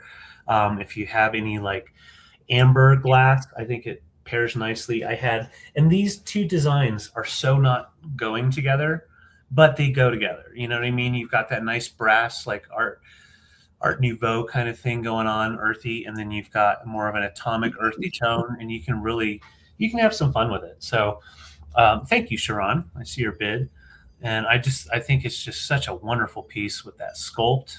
Everything was well thought out. Sharon, this goes with your new silverware, like chef's kiss. Yeah. I moved to silverware, but I should have just said it with it. Yeah, it looks so nice with the silverware. So love the vibes that you're going for, Freddie. We'll count it down. Looking for 35 or more. 15. Me too, Laza. 14, 13, 12, 11, 10, 9, 8, 7, 6, 5, 4, 3, 2, 1. Bid end. Fantastic. Bottom mark. It doesn't want to focus, but that's okay. He's got the rooster up. All right, and there is our bid end. Congrats, Sharon, coming to you. It's a beaut. Yay, Sharon. We'll send it with your gorgeous silverware, sister. Yay. Yeah. All right, so I did crafts yesterday. I'll be drinking my Mai Tais with this. I love that. I love that. Send me pictures, girl. That'll look amazing with a tiki mug.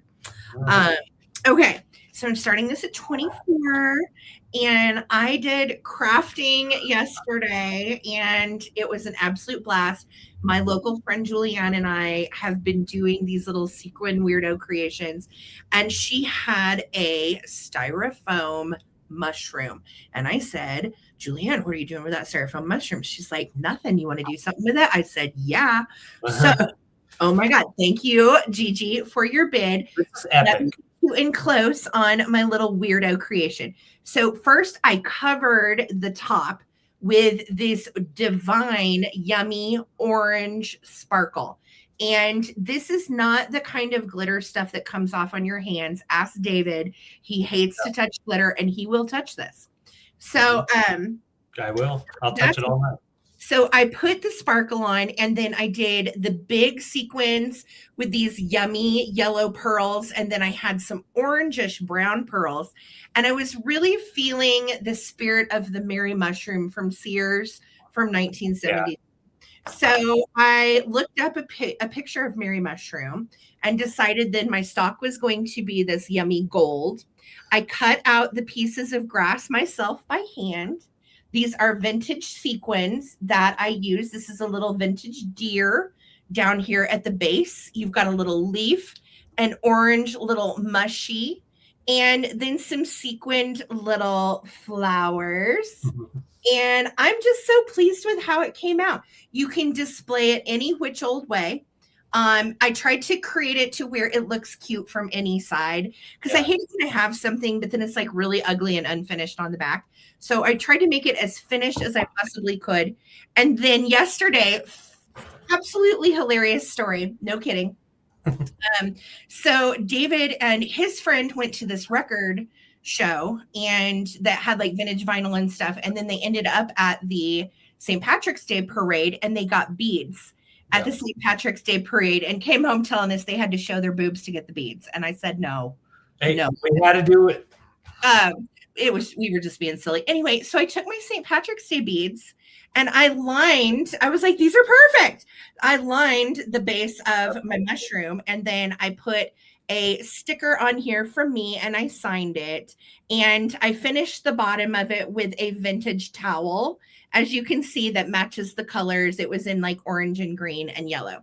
That's So cool. I am so thrilled with how it came out.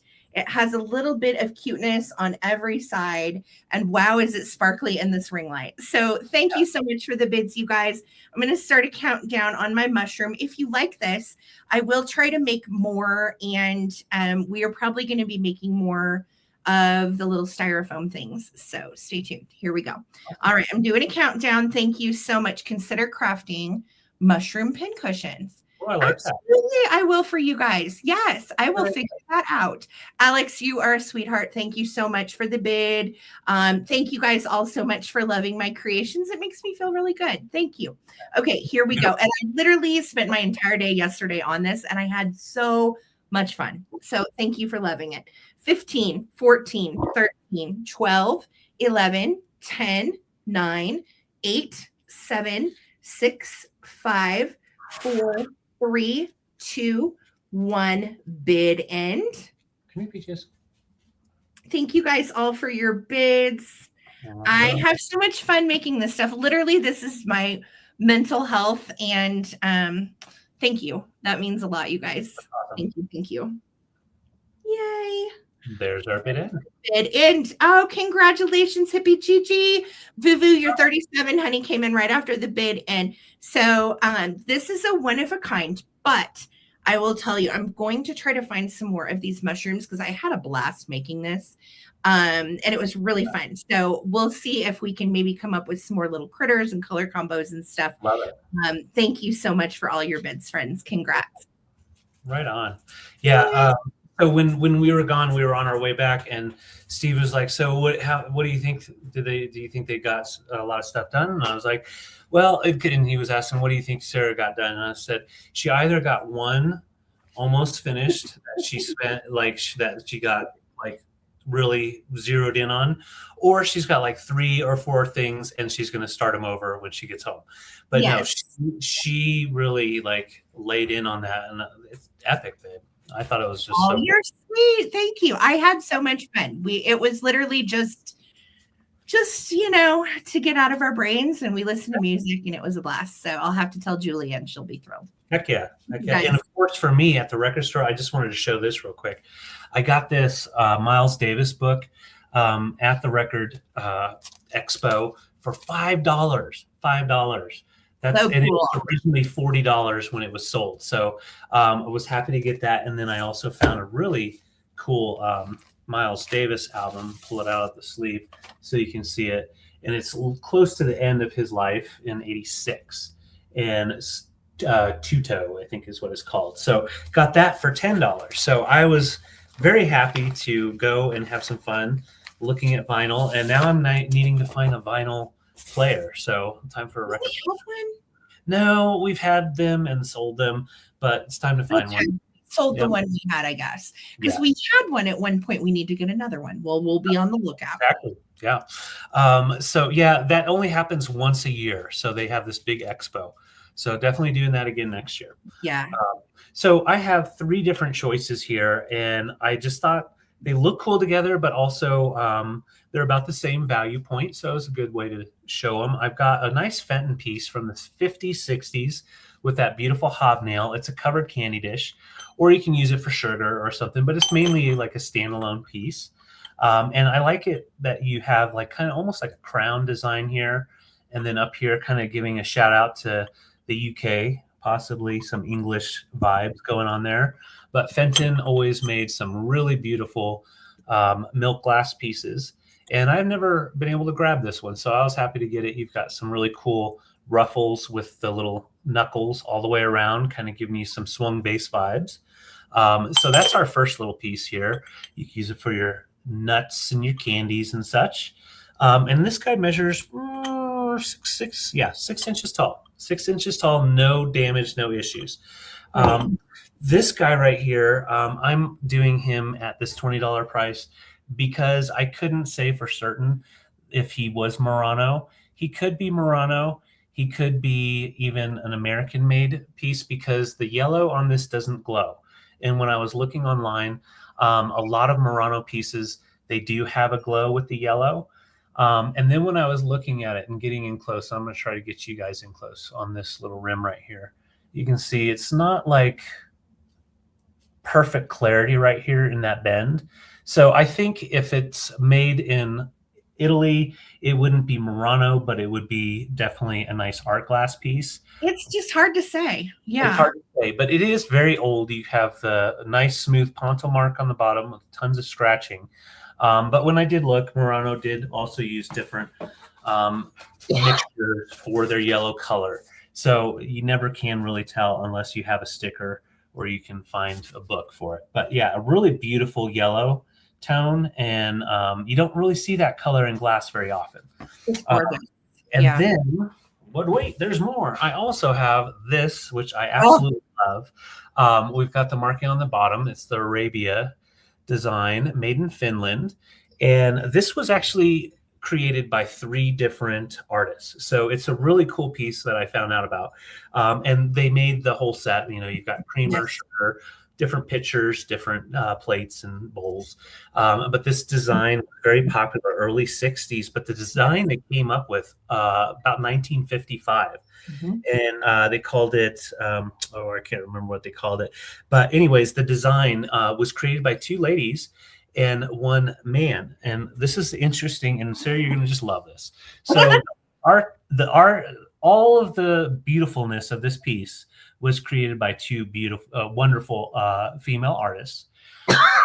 But to get it to sell, it was a man that sold the pieces. And we know, back in the day, that's how it was, kind of like Keen and that kind of thing. So the artist, Anja Jurikala, she created the bull design, the Scandi design. It's famous. And this comes in yellow and blue. Yes. And so she created that design. And then our potter is Karina Aho, and she created this modeled shape. And so this design was very intentional for it to be a usable piece, but also very sleek. And then Kaj Frank, he was the one that designed it or marketed it as a very utilitarian piece. So each piece was supposed to be very usable. So that way, yes, you have the beauty and the artisanship about it, but it is also something you can use every day. So with that being said, they were a lot of times damaged because they were used. They were considered a good houseware piece. But yeah, very iconic mid-century design. And they come in multiple sizes too. So you Yes. might have like a big blue one, and then you want to put the small. I think this one is a small creamer, right, babe? This is what they would consider like a small creamer or like a small milk for like the table. We've sold the blue one several times, but I had never seen the yellow before. It's beautiful. Same. I love the yellow. And then these are the pieces in this round. And I just thought, Nice. the whites and the yellows all pull together. Good stuff. And they're all usable pieces. This is technically a cigar ashtray, but can be used for nuts and snacks or just as a trinket dish. And you can always use this little guy next to your tea or coffee, put your swizzle sticks in, or actually use it for your creamer. So, yeah. Awesome. So just $20 each. I'm not seeing any interest. If you put a bid in, please pop it back in real quick if I didn't see it. Just asking $20 each for our beautiful art glass, our nice little pitcher, or our milk glass hobnail. I agree. It's good for someone born year of the ox or a Taurus that is the bull. Yeah. Totally.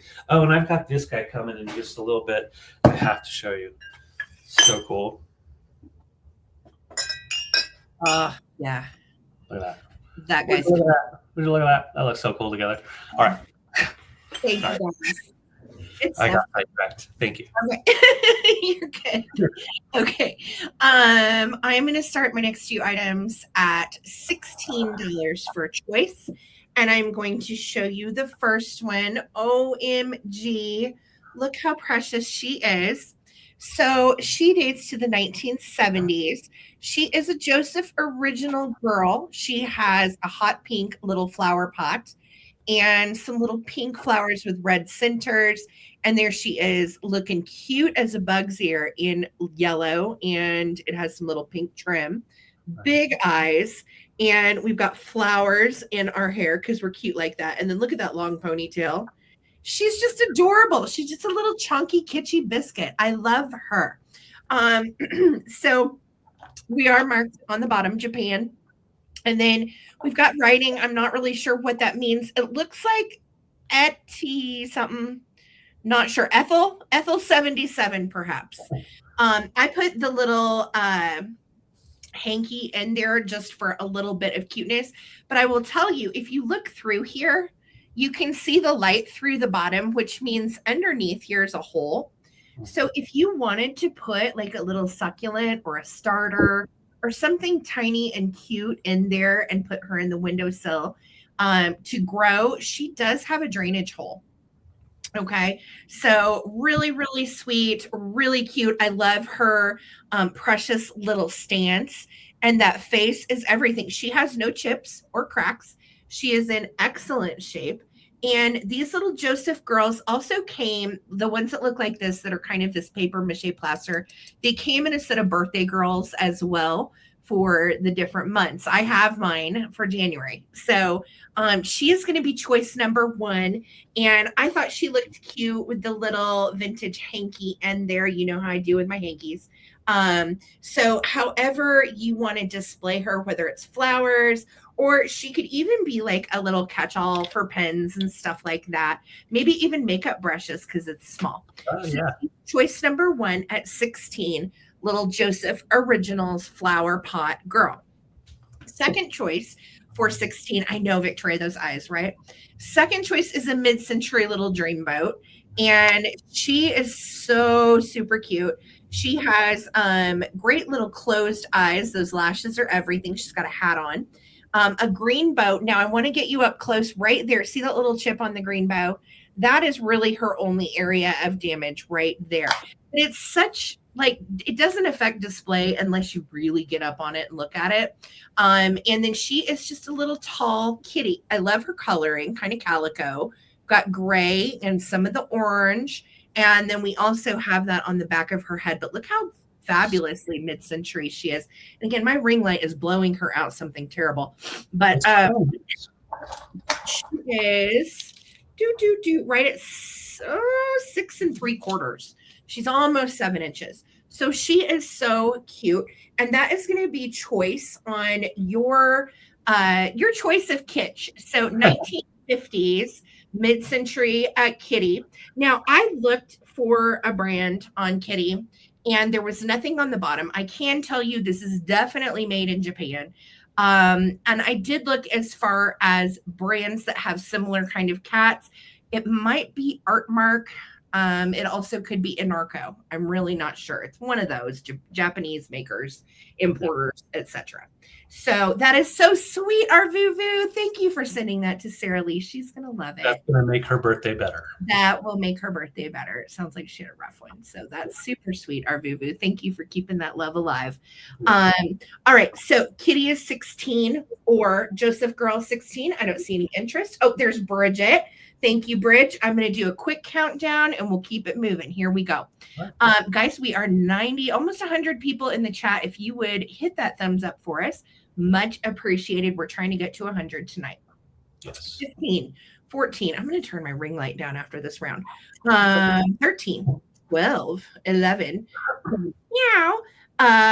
8, 7, 6, 5, 4, 3, 2, 1. Bid end. Thank you guys so much. Bridget, you can see I've got my little snow kids right back there. I love them so much. Beth Rankafarin 69. Thank you so much for your bid. And mods, if you'll get Beth the info to send us, that is much appreciated. Bridge, your 18 came in right after the bid in, sweetie. So Beth is going to take the bid. Congratulations, Beth. Would you like Kitty or would you like the little Joseph girl? Just let me know. And then Bridget, you will have choice after Beth. Okay. Oh, we're so close.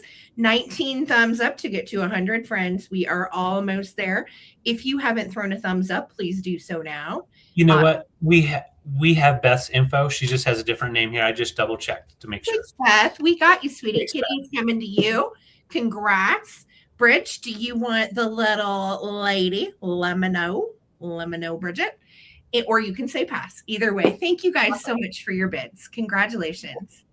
And thank you, Vic, for the info. And Beth, yes, we've got you. Don't worry about it. Okay, no worries, Bridge. If anybody wants this cutie for 16, holla. All right. Awesome. Thank you, guys. Right on.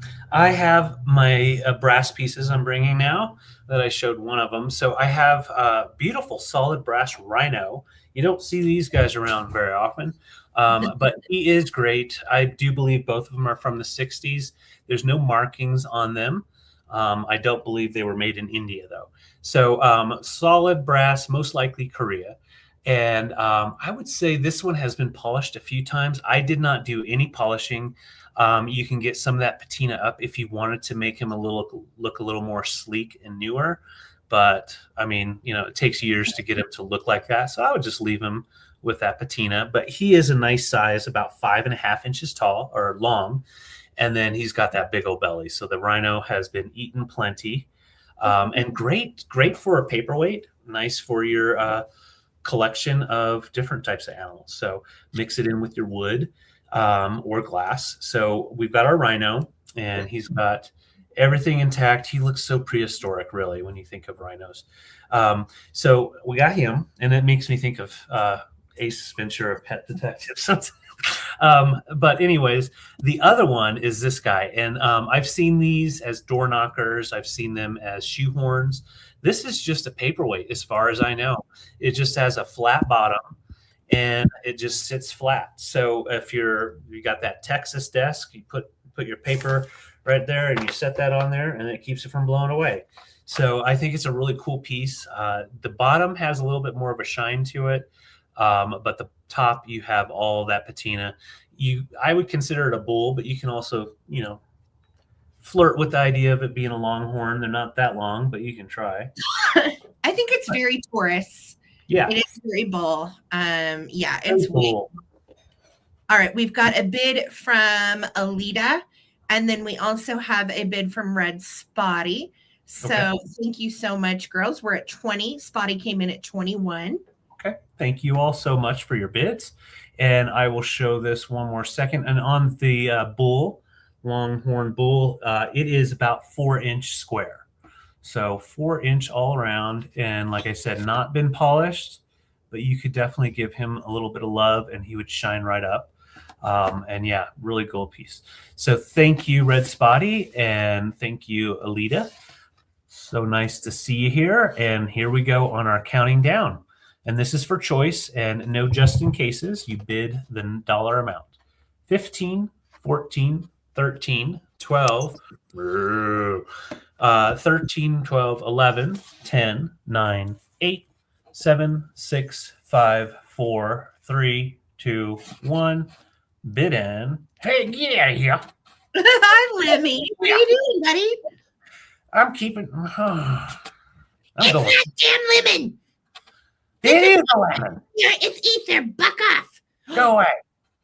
I can say buck off because my name is Bucky and I tell people to buck off. Oh, you got to watch that. Okay, gee, Be careful, Bucky. Oh my gosh. All right. So we saw some bids come in right there before the bid end. Red Spotty, your 25 came in after. So Lisa Day is first up. Let me know if you want our wonderful rhino or if you would like our bull. You can put in no bull, rhino. Okay, see. I don't know about that. The word you're looking for is weird. Yeah, we're just big dorks that grew up and we're pushing 50. David is 50. Neither one of us feel that age. Okay, so Lisa first. Lisa Day, let us know. And then Alita, you are right behind Lisa. And then Red Spotty. We got you. Awesome. Thank you. Yay, we love you. Cool. Dorks welcome. Indeed.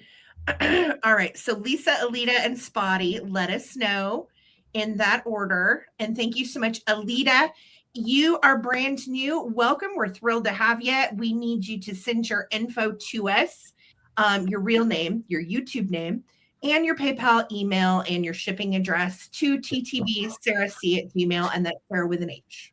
Yes. All and right. so Lisa Day is taking the rhino. You got it, Lisa Day. Hey, Congrats, Lisa. sweetie. Was it the Ace Ventura thing that got you? Because, and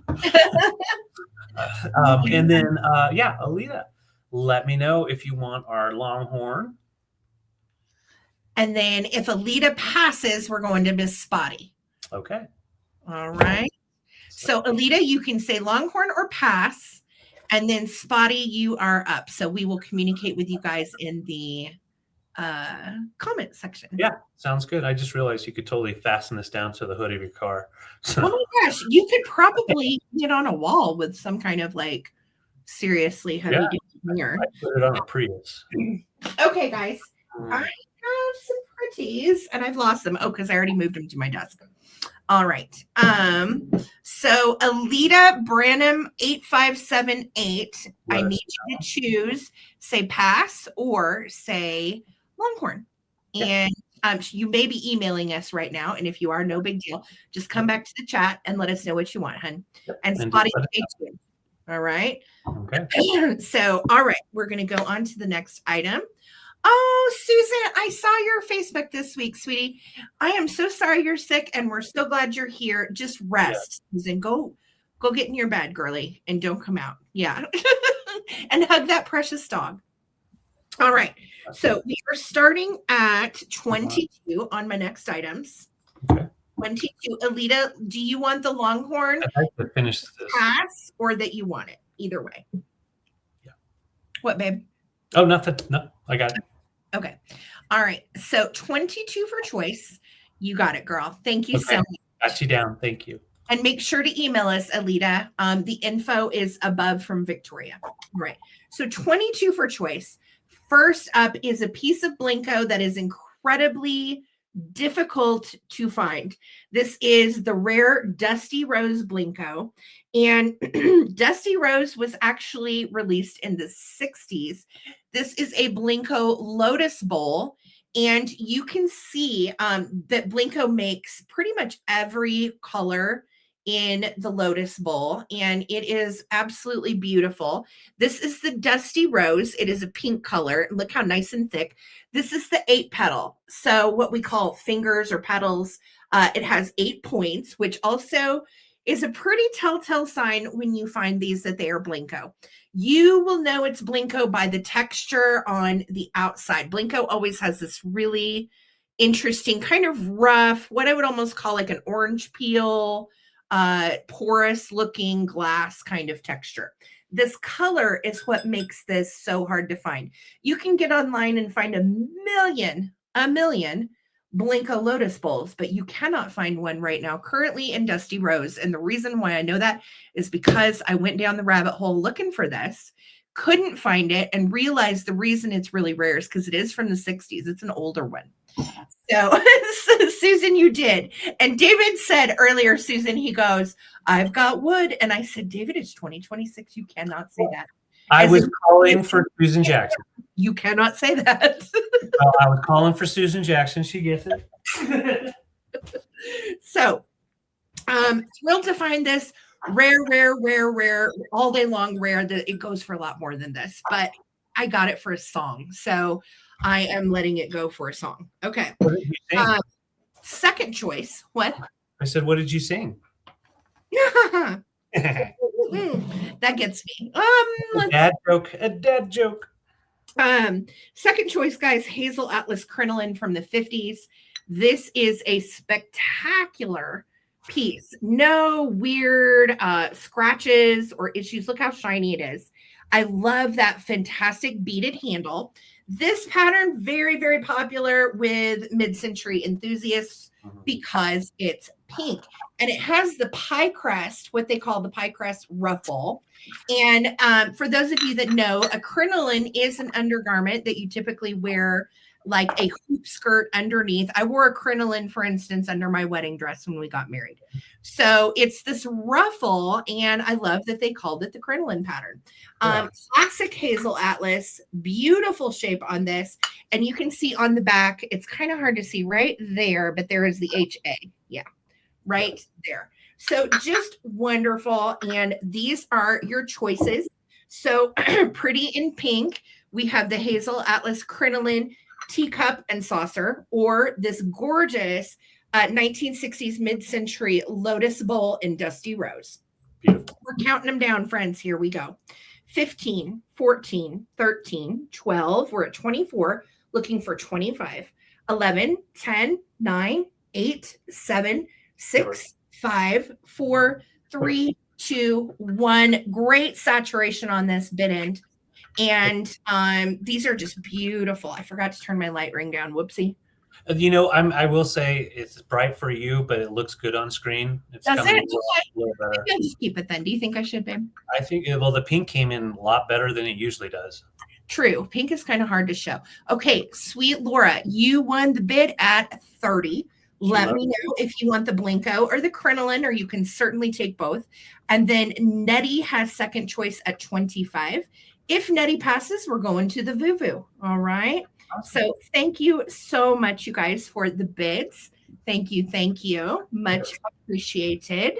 Dusty All Rose. right, Laura's taking Dusty Rose. I don't blame you. It is gorgeous and hard to find. And Nelly, let me know if you want the crinoline. She's passing. Our Vuvu's next. Vuvs, let me know if you want the Hazel Atlas crinoline. And if Vuvu passes, I think that might have been everyone. That was everyone, yes. All right. Thank you guys so much. Awesome. Thank you. Thank you. Great. Congrats. Congrats. I brought this piece earlier just to show it with another item, but now it's time to show this piece. This is so pretty. And we got this from, well, like everything else, from the private pick, but I just wanted to mention that because we usually don't find these kind of things out as easy. So Susan Arvuvu's taking that cup and saucer. You got it, Very sweet. nice. Thank you. Beauty. And so this is from most likely the 60s. I couldn't find a marking or anything online that could give me a for sure maker. I will say it's a 4-piece brass sculpture. So it fastens in here, fastens in right here, and then right here. The rest is all on there. So like this is molded in, welded in. Hey, Helen, it's good to see you. We've got a bird, and it is a cardinal. Really cool bird there. And then on the taper holder itself, you've got a flower design with the leaves here, and that is a 2-piecer. So it comes apart if you need to bend it, clean it, and all that kind of thing.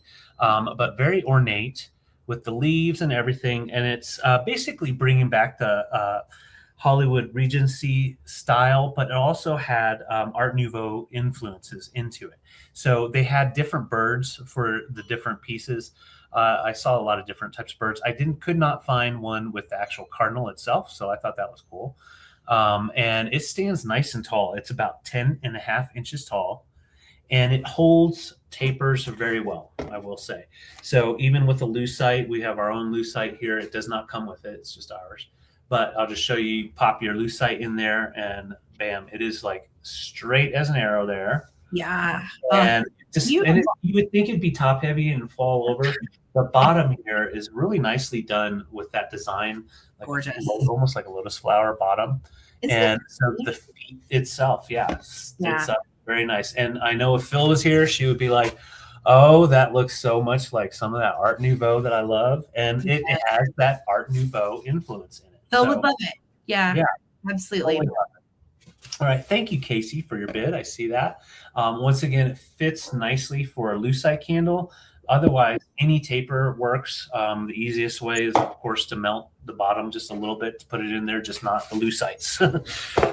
So yeah, we miss her, Phil. We sure do. So this goes out for Phil. All right, Casey, we're counting down. Beautiful bird for your collection. 15, 14, 13, 12, 11, 10, 9, 8, 7, 6, 5, 4, 3, 2, 1. It's vintage.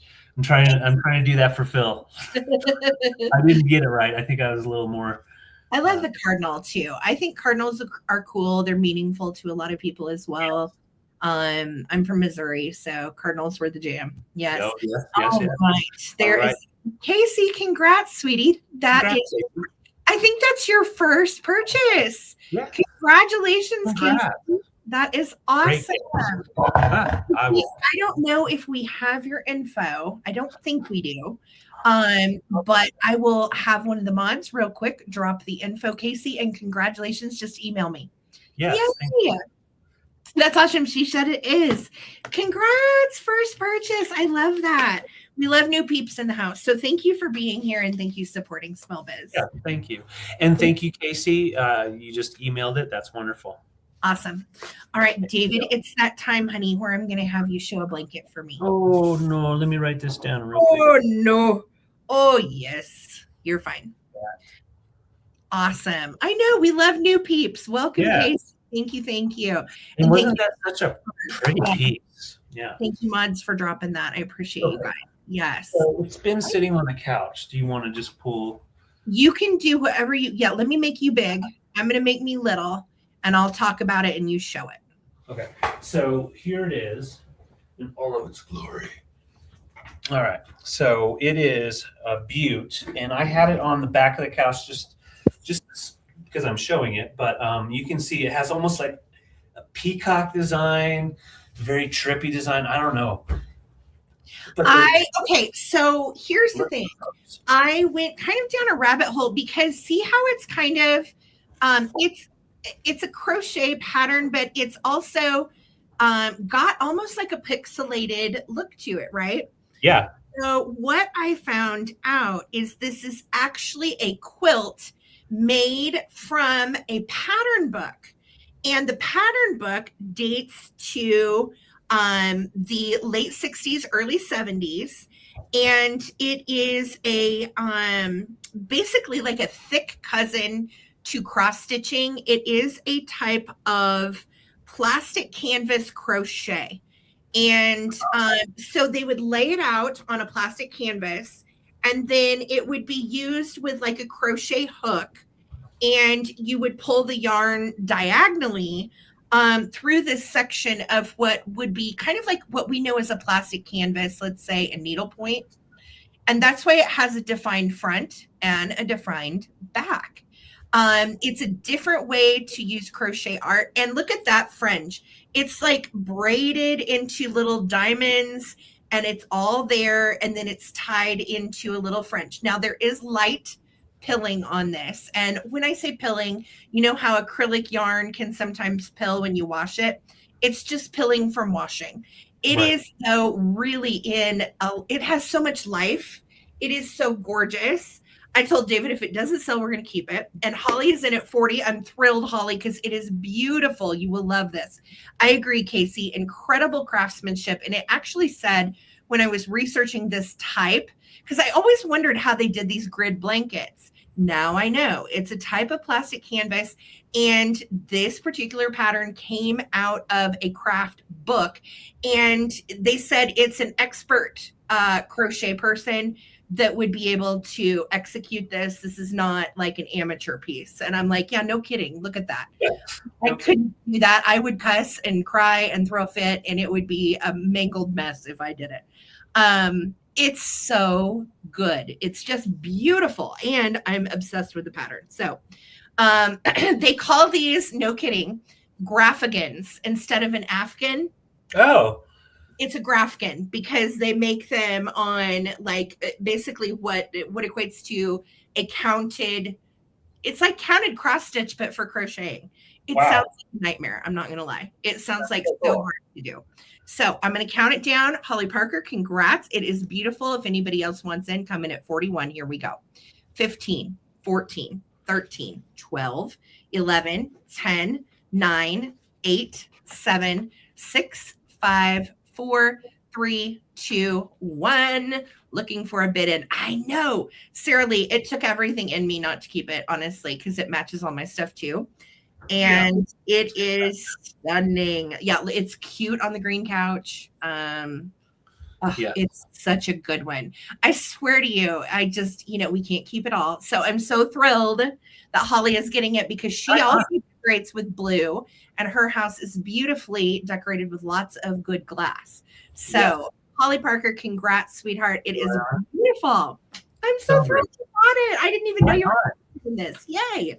And I saw that Sarah Lee was back in the comments, and I wanted to just give you a shout out. Susan Arvuvu has a gift headed your way from us. So she purchased something from you, but you can't know until it gets there. Oh, that is so sweet.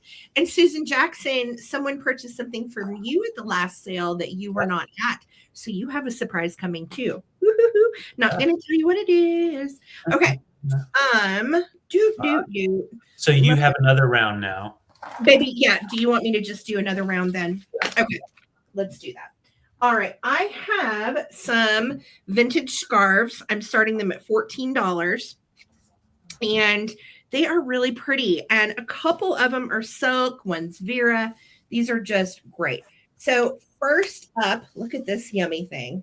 It is a nice big square. Yes. And the brand is Jala and Joseph. We looked that up, and apparently they were big into doing really mod designs in the 70s. And you've got the brown square at each corner, and then this yummy kind of brown and white floral, mod floral, and then that stripe. It is 100% silk. And what's really cool is, where'd it go? I've lost it. It had a very special little tag on it. Here we go. Look at this original tag. The Denver, Department 211, $6. And I found what that means. This was, I guess, a department store in Denver. Yeah, the Denver, but made in Japan, hand rolled, all silk. And I was like, that's so crazy. So this is specific to Denver. It is real silk, and it is a yummy square. These are great for hair ties. They are great to go with outfits. I love these two because look how cute that is. Oh my God, that is so cute. This is going to be choice number 1, all silk. Okay. Choice number 2, same brand. This is the Denver. Same silk made in, this one's rayon and silk made in Japan. Look at this mod pattern. Is that gorgeous or what? This one is a rectangle. So it's great for a hairstyle, like a hair scarf. Again, so cute. Look at this. I love this kind of look. Absolutely adorable. And again, nice long rectangle. Now the problem is you got a little hole right there. So this one does have a little damage right there. I had forgotten about that. I'll do this one for less. I'll do this one for 12 if somebody wants it. Okay. And then I have a Liz Claiborne.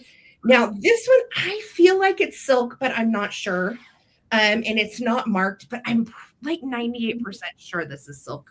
And we are marked Liz Claiborne down here, which again, for those of us girls that grew up in the 80s, Liz Claiborne was the jam, the perfume and the purses. And this one is square with a pink edge and then just a black and white little plaid roller. These are great too. I like to do these square ones like this, and then you make a little hair snood. My grandma taught me this years ago, and I swear to you, I've never forgotten it. So I still think you can do the Punky Brewster, wear your jeans and put it around your leg. Oh my gosh. Tie it around your jeans. Tie it around your knee. Straight up throw it back to 1983. Okay, this last one is a Vera. And these are $14 for choice, but I'll do that red one for 12. And it is beautimous. So pretty. It has a couple little speck stains, and I'm going to actually wash it before I send it out to anybody, just because I don't like speck stains myself. So I will wash this before I send it to you. I just didn't get a chance before the sale. So this is a Vera, and it is also a silk rayon blend. Isn't it gorgeous? Yeah, I love the colors. Your choices. Kelly Abbott, I see you at 14. I know I like it. So we've got Vera, we've got Liz, we have the red Denver silk, and this one will be 12. I'll just do it as a quick claim. If anybody wants it, you can be like, hey, I want that red one. And then we have the brown. Aren't these gorgeous? Yeah.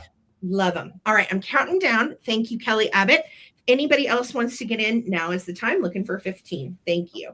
15, 14, 13, 12, 11, 10, 9, 8, 7, 6, 5, 4, 3, 2, 1.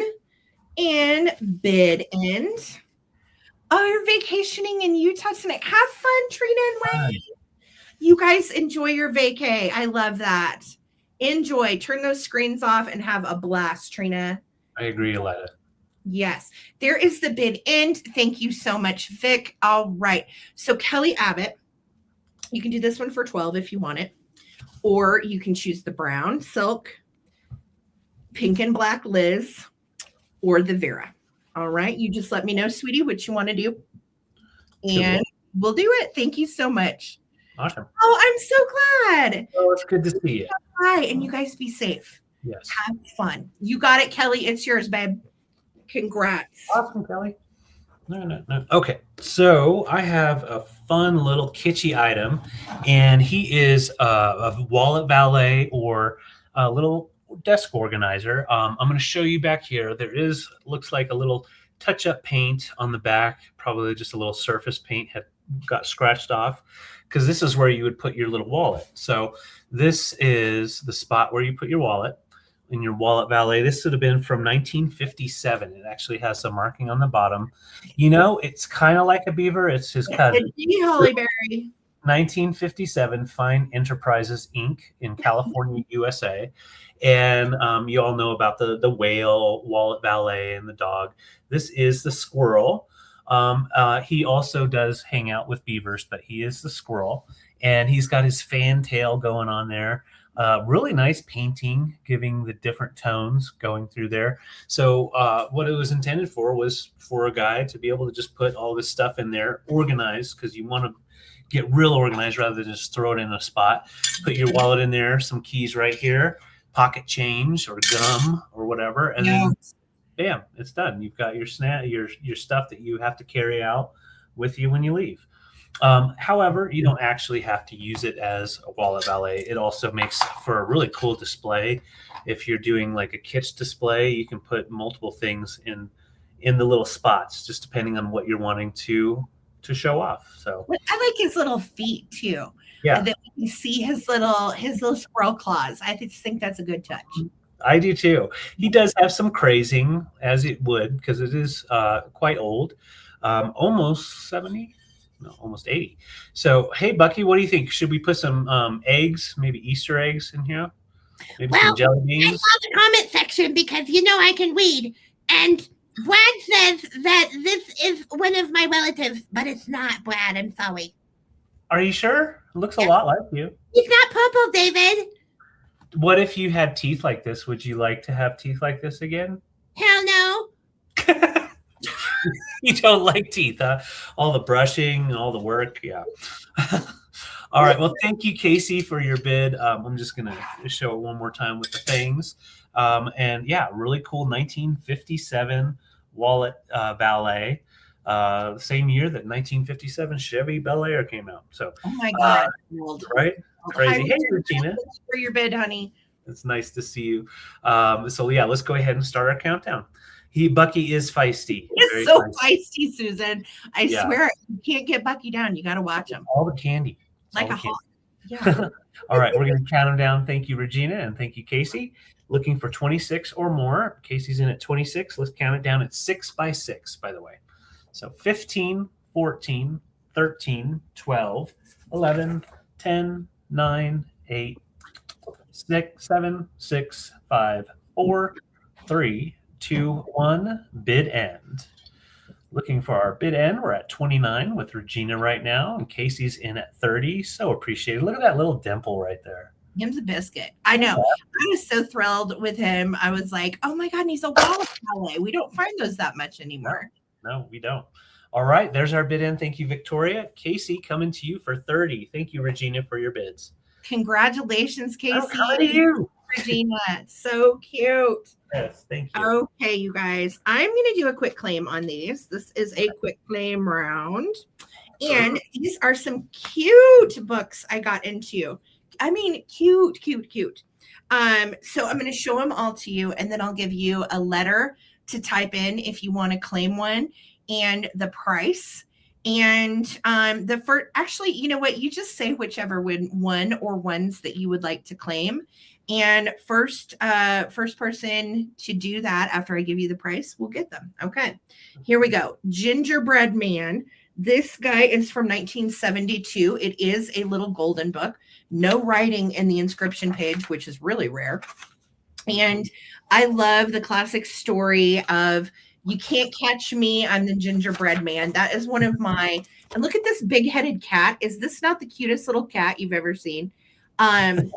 I remember my mom always reading the gingerbread man to me, and it was one of my favorites as a kid. Still is. "You can't catch me, I'm the gingerbread man." And he is just ornery, that gingerbread man. Look, he comes across water and a fox. He's about to get snatched up. Oh, snap, gingerbread man. What's going to happen? I won't spoil it for you. That is going to be class choice number 1, gingerbread man from 72. Thank you, Alida, and it's great seeing you here. Good night. Good night, Alita. Thank you so much for being here. We love new peeps. We are here every Wednesday night at 8 p.m. Eastern and every Sunday night at 8 p.m. Eastern. And I'll get with you, Alita, this week. Invoice will go out tomorrow. All right. Have a great night, sweetie. Thanks so much. And thank you for sending your email. All right.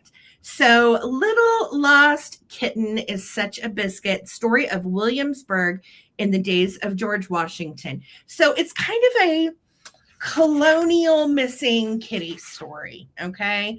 And we do have kind of a weird history / lost cat situation. It's cute. This one dates to 1956. So this is an older one, and this is an elf book. As you know, these are very popular and collectible, and it's in pretty darn good shape. So this is going to be choice number 2. Okay. Choice number 3 is also an elf book called Timothy Tiger. This is from 1959. And you can see these are all like not written in. And the illustrations are so Tiger. I love the old illustrations. The ones from the 50s are just the way they did the anthropomorphic animals are just darling. So Timothy Tiger is going to be the next choice. Then we have, hold on, wait for it, Winky Dink. And so I had to read through this one because I needed to know what was going on in this book. Right. This is Winky Dink.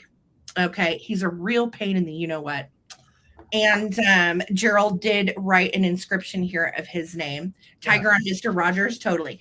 And so Winky Dink, little spaz that he is going to the zoo. What a beautiful Sunday morning, Winky Dink said to himself. There's magic in there. It's a day for a trip to the zoo. And off he went to the zoo with all of his 18 cups of coffee in his face. Lions and tigers and bears. Oh my. No, that's not in here. I'm just kidding. But Winky Dink and the Rents end up at the zoo, and Winky Dink's kind of an idiot, and he goes and gets a balloon, and the balloon takes him into the bad situations with the critters. But look at this page with Winky Dink and the little deer. Is that not the cutest? So at one point, Winky Dink falls in with animal rides. A kangaroo kicks his butt. Children's zoo, no grown-ups allowed without a child. And Winky is not having it. And he just goes where he pleases with his balloon. So I did too, Casey, at one point. Not David, clearly. Prior to David, I did too. So Winky Dink, total idiot, goes to the zoo. Big fun. All right. Next up, Henrietta is a horse from 1961. Cool. And this one's made by Mabel Watts. And Henrietta is very helpful on the farm to the farmer and his wife. And so Henrietta pulls their little wagon, and the whole story is basically based on her. Look at her with her hat on. Oh dear. Huh. Everyone was quiet for a minute, they thought, and they smiled. How clever, said Mrs. Boopledink. I swear to God, that is her name. I'm not making that up. Look right there. Mrs. Boopledink at last. That way Henrietta will only really be carrying me. Mrs. Boopledink sat her butt down on the seat next to Bertie on her left. It didn't say that. I'm just kidding. Anyway, Henrietta, next choice. I'm getting there. I'm getting there. I told you it's a quick claim. All right. This is Hum, the singing hamster. This is a rare one. This is a top tail, which again, you don't see top tails that much. I'm feeling like this is like a Canadian division of Whitman or something. And Hum, the singing hamster. He is a ham, and Ricky wrote his name in here in 1962. Hum dates to 1961. And look, there he is in his little cage, and all the little children are like, oh, hamster. So he was a classroom hamster, Hum, and he sang to the students as they rested. Holly Parker, you need a singing hamster for your third graders. There you go. I'll send you one. So here's the deal. During lunch, that was the best time that Hum sang his very best because he loved to eat. So he ate bacon and bananas and parsley and peanut butter because he's a little freak. And he was singing, and all the kids come back in, and then, he's gone. David, what does that remind you of? That reminds me of Butterboots. Mr. Butterboots. And we gave our kids' hamster to the classroom, and then it escaped, and then it died. So that's how Hum goes. No, I'm just kidding. But pretty much the same. Story of hamsterdom. All I'm going to tell you is it ends with a hamburger. Hamburger. Okay? I've never had one of those. Not going to spoil the ending, but it ends with a hamburger. That's a good one. Okay. Last up is Can from 1945. This one is very sweet. It is all black and white illustrations, and it's got nice big pages as far as like the font. You can see the nice big words. It is a great little reader.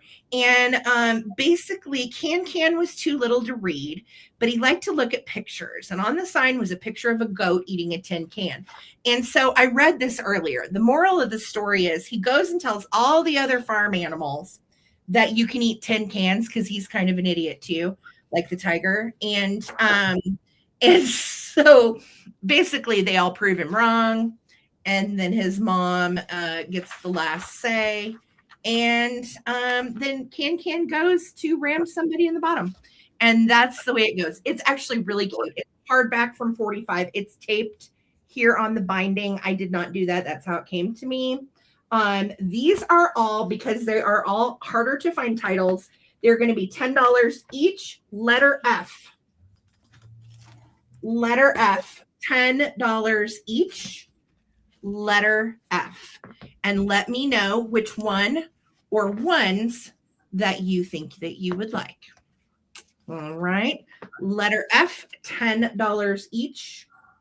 So cute. I have never seen these too. Like Can and a singing hamster. It never happened. Susan, let me know. Do you want Can, the hamster? Helpful Henrietta, Winky Dink, Timothy Tiger, a little lost kitten, or the gingerbread man who is just a straight up heathen.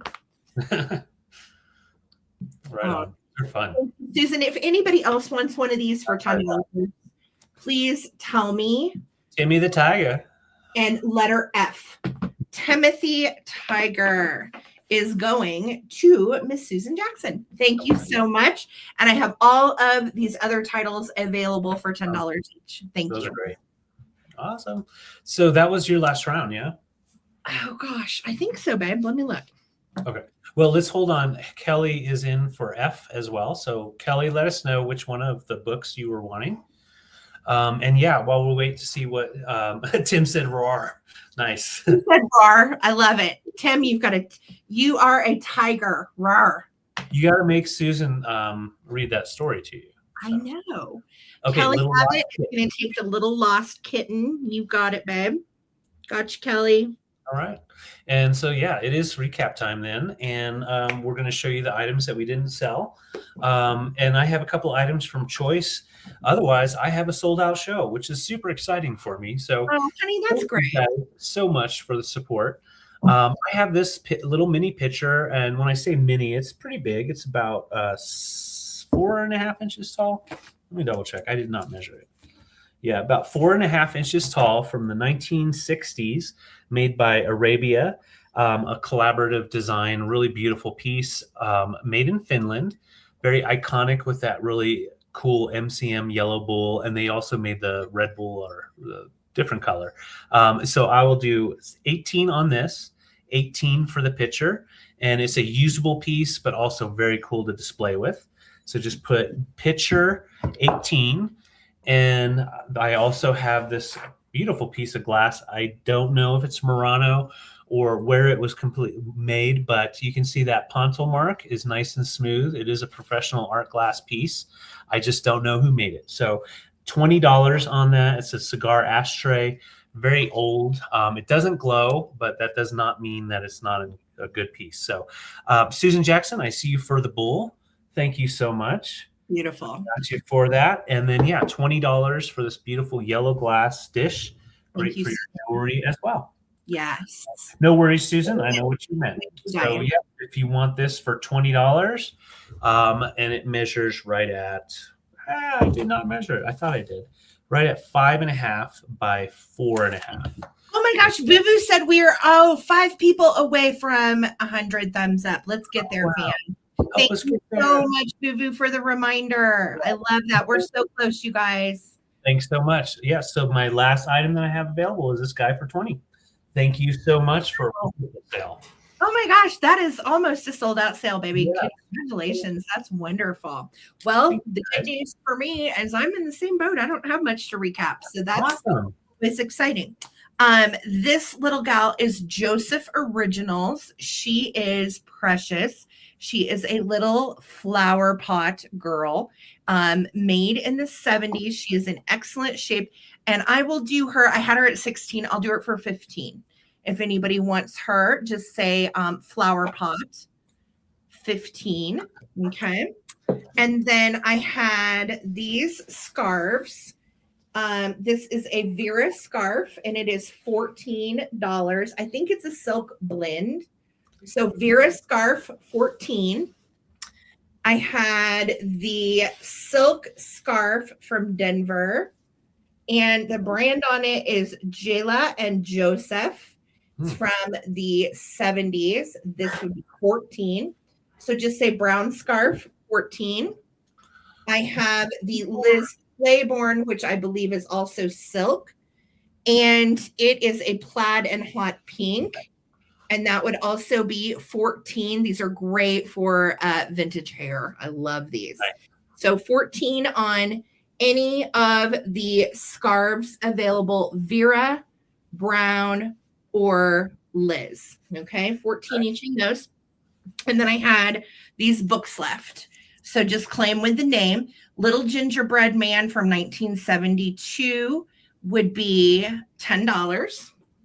Winky Dink is from Winky Dink. Where are you? Winky Dink is in here somewhere. I don't know what year it is. Hold on. Winky Dink is from 1956. Wow. 1956 Winky Dink, $10. Bear with me, Henrietta. What year were you? 1961 Henrietta, $10. Hum, the Singing Hamster, $10. Or Can, which looks like my dog Lamb Chop. Yeah. This one's from 1945. Lamb Chop. Okay. And that is it. That's all I got. I just booked scarves and a little planter. All right. And we're at 100. Oh, we're at 100. You guys are awesome. Thank you so much, guys. We hit our goal. We had a great sale. I am so grateful. Thank you. That is awesome. Thank you, chat. And thank you, mods. We couldn't do it without the encouragement and the help of our mod team. So thank you, chat and mods. You guys rock. Thank you so much, Victoria, for doing our bid ins tonight. I appreciate you so much filling in for Lisa and the rest of the mod squad that's here, Amy and Alex and Vuvu and Holly. Thank you, guys. I appreciate all of you being here and hanging out with us tonight. Remember, we will have our regular sale back on Wednesday night at 8 p.m. It'll probably be a table sale. It's going to just depend on what we get into this week. Right. So I will let you know for sure And it'll probably be Wednesday night. If we don't find everything we need for Wednesday night, we might move it to Thursday night. I will let you guys know for sure. Okay. Yeah. So yes, thank you guys for getting us to 100. What a killer sale tonight. It was just great being with all of you guys. Thank you again for supporting small business during really awful, weird times in our society. The economy is shit and you guys are still here. So thank you for that. Honestly, we are so grateful for all of you. Thank you, thank you, thank you, thank you. Whether you bought anything or you just are a watcher, we really appreciate you all. Thank you so much. Yeah, so start your week with some joy, do something nice for yourself, and then pay it forward. Get plugged into your local community. I know local community food banks still could really use some help. There a lot of funding has been cut for things that helped people. So however you can plug in locally and help your community, I encourage you to do so this week. Okay. Thank you guys again for such a great sale, such a fun night. Hope you have a happy St. Patrick's Day 2 days from now. Wear your green. Don't get pinched. And yes, thank you guys again for all your help tonight. It was really fun. And do some crafting. Yeah, I promise you, it's been really a lifesaver for me just to do it whenever I can. And I'm not doing it to pump out a bunch of stuff for a sale. I'm doing it literally just for my own pleasure, mental health, fun. I'm doing it with a friend. And I encourage you, all of you, and it doesn't matter what you make, you know, as long as you like what it is and you have fun doing it. Honestly, that's all that matters. So you could sew, you can make an assemblage, you can, you know, get crafty with sequins and beads, whatever brings you joy, do it, because we all need more of that right now. So all right. We love you guys. Thank you so much for another great sale. We'll see you on Wednesday, possibly Thursday. I'm not sure. And thank you again. Oh, Lego stuff. Yes. Holly Parker, I have your Lego. And I am always looking for Lego stuff. And that is a great way to craft. Holly's been in the Legos. So, oh my God, I love Christmas crafts, Brad. Yeah. And I have a whole bin of vintage Christmas crafting stuff that I probably should get it. So yeah, I'm going to be doing it. Yeah. As I have time, as I can, even if I only make one thing a week, I'll bring it for you guys. So thank you again for the support there. It means a lot. All right, you guys have a great night. We'll see you back on Wednesday. You know, if you need anything, you can always DM me on Instagram. Also, you've got our email address clearly right here. If you need anything, remember, invoices will go out tomorrow. All right. So thank you guys again for a great night. Peace, love, and vintage. And thank you, David, for being my partner in crime. Oh, thank you too. Appreciate it. Have a great week, guys.